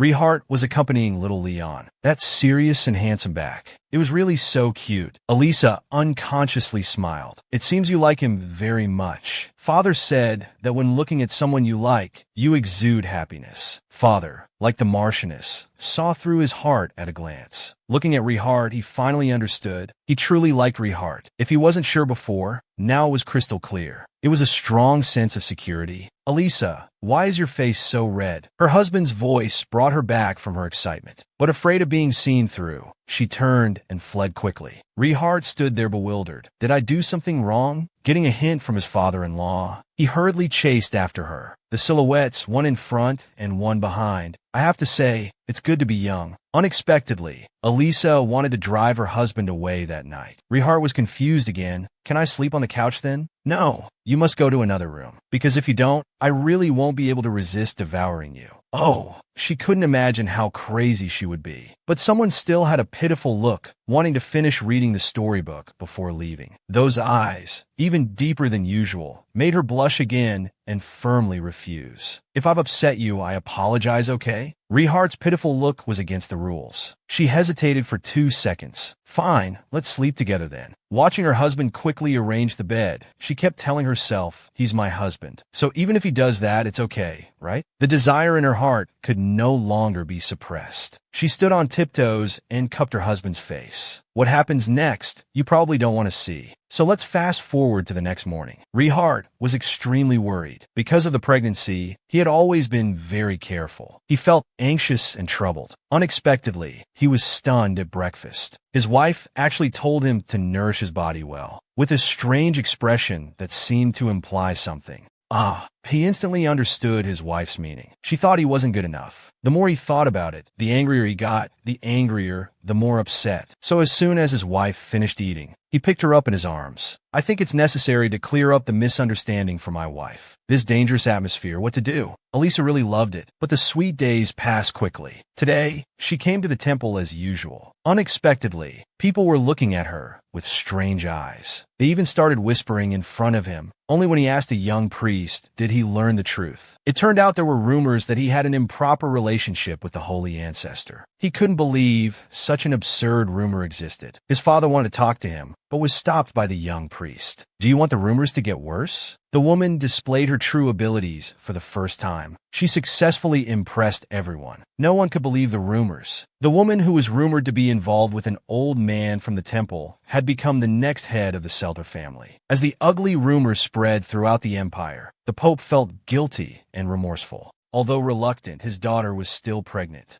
So he decided she shouldn't come to the temple anymore. Just as father and daughter were saying their goodbyes, Rehart appeared. He had been at the palace today, yet now he was here. This meant the palace was also talking about this. Elisa felt very guilty, but Rehart didn't care at all. In fact, he had a good solution. Looking at his dumbfounded father-in-law, "Are you willing to trust me?" A week later, at the Crown Prince's birthday party, the blonde became the focus of the banquet. As a Selter, the next family head appearing at a royal banquet surprised everyone. They all said the temple and the royal family were at odds. The Selter family head had never attended royal events since becoming pope. After all, something like that happened 20 years ago. However, since Cain was here, it meant the Selters had decided to get closer to the royal family. This attention pleased Cain. He had deliberately opposed the royal family before, to gain the trust of the current family head. But now, Arden and Elisa had been involved in a scandalous affair, causing the family to doubt the current head's ability. So Cain was busy consolidating his position. He had approached the Crown Prince a week ago. If the prince supported him, he would make Arden fall from grace within the family. This was why he had been invited to the banquet. Thinking the current head didn't manage family affairs much, he believed the Selters were in his pocket. Unexpectedly, a commotion arose. Count and Countess Lou made a dazzling entrance. Not only had Elisa not hidden at home, but she was also chatting animatedly with other women. This woman has no shame. Haiying decided to make her presence known. "Duchess, we meet again." She was polite and gentlemanly, but Elisa pretended not to remember. "You're the man who groped my maid at the jewelry store last time. That was just a misunderstanding, but I saw it clearly with my own two eyes. You definitely groped my maid." Murmurs spread around them. Haiying hadn't expected this woman to be so crazy, but she still wanted to use moral blackmail to salvage her reputation. Bringing this up all the time isn't good for your maid either. Elisa didn't understand. Why should the victim hide when you're the one who did wrong? With just a few words, Haiying became the center of attention again. Just as she was racking her brains for a comeback, the royal family made their official entrance. She decided not to provoke the vicious woman anymore. After all, she had important things to do. Little did she know that Elisa would take everything from her. The nobles came forward one by one to present their birthday gifts, and the next in line was Siliard. But at this crucial moment, a subordinate delivered a letter from Pope Aidan. The emperor had intended to read it after the banquet, but the content of the letter was about the heir. When he saw the contents of the letter, he was stunned. Aidan, from this day forward, had revoked Cain's position as heir and appointed my daughter, Elisa Lublin, as the next head of the family. The emperor's expression caught everyone's attention. Under the puzzled gazes of the crowd, Elisa strode forward. She curtsied politely and gracefully. "I, Elisa Siliard, hereby formally greet your majesty." The entire banquet erupted. Was she from a branch of the Siliard family? Or was she the Pope's illegitimate daughter? No, this couldn't be possible. Cain completely lost his composure. How could a woman involved in a scandal with the Pope become the next head of the Siliert family? How dare you deceive the emperor? Unexpectedly, water began to gather in Elisa's palm, and it grew larger and larger. He was dumbfounded. This was the true Siliert. Elisa confidently crushed the water sphere with her sacred power. As a direct descendant of the family, I naturally inherited the family's power. The true head of the family, the heir, had appeared. Some people went mad. The emperor was so angry he suffered internal injuries. Seeing her plan succeed, Elisa smiled triumphantly. She gracefully bowed and took her leave. The golden-haired man suppressed his inner rage. He wanted to immediately find the Pope and get answers. How dare that crazy girl steal his Siliert title? He must make her pay a terrible price. But he was stopped by soldiers outside the temple. He shouted and yelled, trying to use his heir status to pressure them. But unfortunately, the soldiers had already been notified. The next family head had been changed, but he couldn't accept it and insisted on entering the temple. The Pope appeared at this moment, wearing a disappointed expression. Cain, as if grasping at the last straw of hope, thought the absurd events at today's banquet surely couldn't be true. He believed the family head had chosen to do this just to cover up the scandal. But it's all true. I have revoked your inheritance rights. The Pope spoke with some remorse. He shouldn't have entrusted the position of family head to such an incompetent person. The last glimmer of hope was shattered. Cain simply couldn't accept it. All the education he had received since childhood was about how to become the family head. So how could he willingly let go? But the position of family head can't be given to someone like you. Elisa appeared at this moment. Because of the incident at the jewelry store last time, she had investigated Cain's actions over the years. The residents of the domain spoke highly of Cain, and it was said that he handled affairs quite well. Cain lost his composure. While Elisa was playing princess, he had already become capable of handling things independently. Little did he know that Elisa knew far more than that. In fact, Cain was a true scoundrel. Not only the residents of his domain, but even women from other domains had fallen victim to him. Although he appeared talented, at such a young age, he had committed too many misdeeds to count. But Cain felt it wasn't a big deal. It was just toying with a few women. He poked Elisa's shoulder with his finger. While I was governing the territory, you were in the Duke's mansion, wearing pretty dresses and eating sweet cookies. A duchess can't save the people with just a feeble sense of justice. Rehart wanted to step forward to intervene, but Elisa blocked him. He sighed, feeling helpless and too lazy to explain how capable he was. His face suddenly darkened. You just watch how my meager justice can save the people. Unexpectedly, her arrogant attitude provoked Cain to raise his hand, cursing as he was about to slap her. To everyone's surprise, Rehart snapped his fingers stylishly. Haiying was suddenly swept up into the air by the wind, performing an acrobatic display. He landed unceremoniously in the flower bed. Thompson, throw him back to the Marquis's mansion. Following Rehart's order, two knights enthusiastically kicked the struggling Cain away. Elisa, are you all right? Her father was extremely dejected, blaming himself for not paying attention to family matters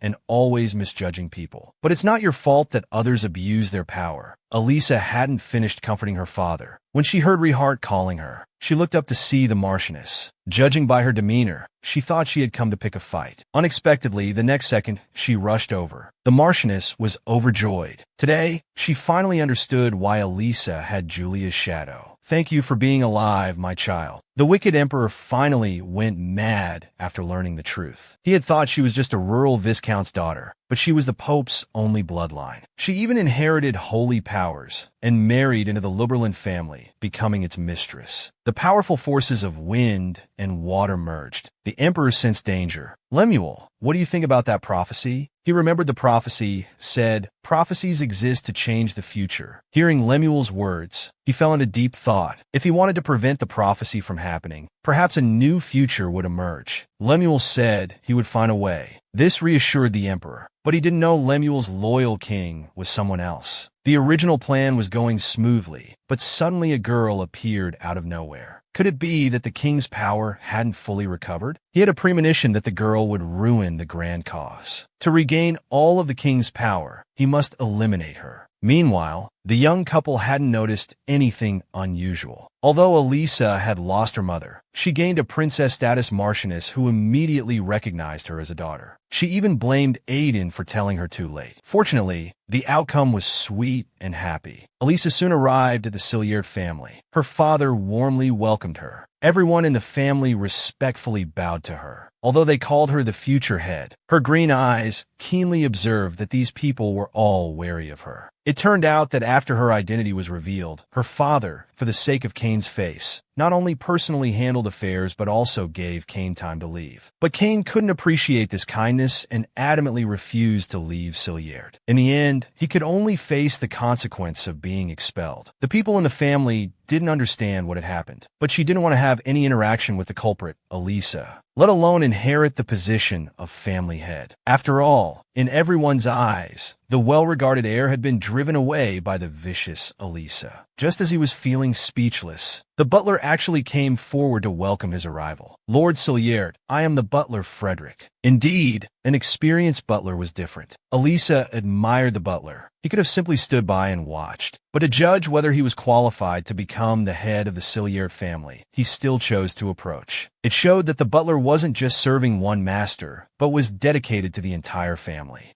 Such a person must be won over. Soon, he had an opportunity to demonstrate his abilities. The head maid, who used to be his mother's devoted fan, thoughtfully prepared afternoon tea. He heard from his father that these snacks were all his mother's favorites. He couldn't help but feel touched. He originally thought the maid Zhang was frighteningly wooden, but unexpectedly, she was so considerate. The butler then brought a letter. It turned out to be a letter of protest from Count Vicenna. He threatened to sever trade between the two regions and take back the stolen residents of his territory. Before his father finished reading the letter, Elisa instinctively shared her thoughts. Vicenna is the Count's domain connected to the Cilliers territory by mountain ranges. As far as I know, that Count has long been coveting the key route to the Marquis' domain. But a few years ago, they jointly suppressed mountain bandits, giving him a half-price passage fee. However, Count Vicenna is known for being extremely stingy, so he was unwilling to increase protection costs, which led to the loss of residents in his territory. Now he wants to extort money from Cilliers. Although the Count is at fault, it's the common people who suffer in the end. The half-price passage fee seems disadvantageous to Cilliers at first glance. But looking at long-term benefits, it not only increases trade exchanges between the two regions, but also allows Cilliers to profit from more transaction volume. The increased loss in passage fees can be turned into profit, and even troublesome mountain bandits can be eliminated. He spoke with such enthusiasm. His father watched in amazement. Even the experienced butler exclaimed, "Oh my God!" They hadn't expected him to have such insight. Seeing their expressions, he thought, "Did I say something wrong?" He was extremely nervous. After all, he wasn't yet the official family head. At the age of 22, he saw his deceased mother for the first time. Although it was only a portrait, he learned from the head maid that his mother was a kind and responsible person. The day Elisa became the head of the Cilliers family and stepped into Cilliers with just a few analyses and insights, she successfully gained the approval of her father and the old butler. Regarding the disputes in the Marquis' domain, her father adopted her ideas. He then turned to the old butler to implement them. He was shocked and nervous. He felt he was just speaking casually, to be able to avoid any conflicts and still allow everyone to benefit. Her father greatly appreciated his daughter's abilities. "Elisa, you just need to lead Cilliers the same way you led Liberlin, because this is also your home. The people here are also your people." Elisa suddenly realized that this mansion was now his home too. He gladly accepted all of this. A month had passed in the blink of an eye. The vassals and servants who were once wary of him were now impressed by his excellent abilities. Even the servants who were neglected by Kane now had new uniforms, and their dormitories were completely renovated. This was all the result of Elisa's careful management. Naturally, everyone saw him as the heir. Today, he wanted to learn about the history of the Cilliers family. The head maid, Camilla, volunteered to introduce it to him. On this wall were portraits of 6 generations of family heads. When her father became the head, he was Elisa's current age, and his mother, on a very cold winter day, brought back Camilla, who was about to be sold by his father. So Camilla's heart belonged only to the Cilliard family. Elisa had heard her father mention this story before. She was really grateful to him. The way he spoke was very similar to her mother's. Camilla couldn't help but shed tears. After a brief moment of confusion, Camilla began to introduce the last portrait. These two were the first and second generation family heads. A century had passed since Lilia's time, but Elisa felt an inexplicable longing for Lilia. Camilla's voice brought her back to reality. As the day's work ended, she had to rush back to Luberlin. The butler was very worried. Some things could actually be dealt with after giving birth. But Elisa not only wanted to be a good mother, she also wanted to be a capable family head. But a conspiracy was also about to unfold. Kane was unwilling to have everything taken away like this. She hid in the shadows, gradually becoming twisted, repeatedly saying, "I want to kill him." So people came sniffing around. "You seem to be in need of my help." Seeing Kane still looking confused, "May I ask if you want my help?" On the other side of the conspiracy was the sweet couple. There were still 2 months until the baby's birth. If it came early, it could be just over a month. Hearing the doctor's instructions not to overexert, Rehart became concerned. He felt sorry that his wife had to endure such great pain, and he could do nothing about it. But Elisa had set her sights on Rehart's hair. She had heard that during childbirth, some women would pull their husband's hair out of pain. Rehart had so much hair, it wouldn't matter if she pulled a bit, right? After the doctor left, she eagerly asked her husband, "Will our child be a boy or a girl?" Rehart hoped for a daughter, as beautiful as him. But having read the original story, he knew it would be a son. "And he'll be as handsome as you." But am I handsome? Rehart seemed to have just realized this fact. Elisa was exasperated. She started listing examples of who had been captivated by him. Just as she was getting into it, a shadow loomed over them. Rehart gently wrapped his arm around his wife's waist. "What about you? Do you also think I'm handsome?"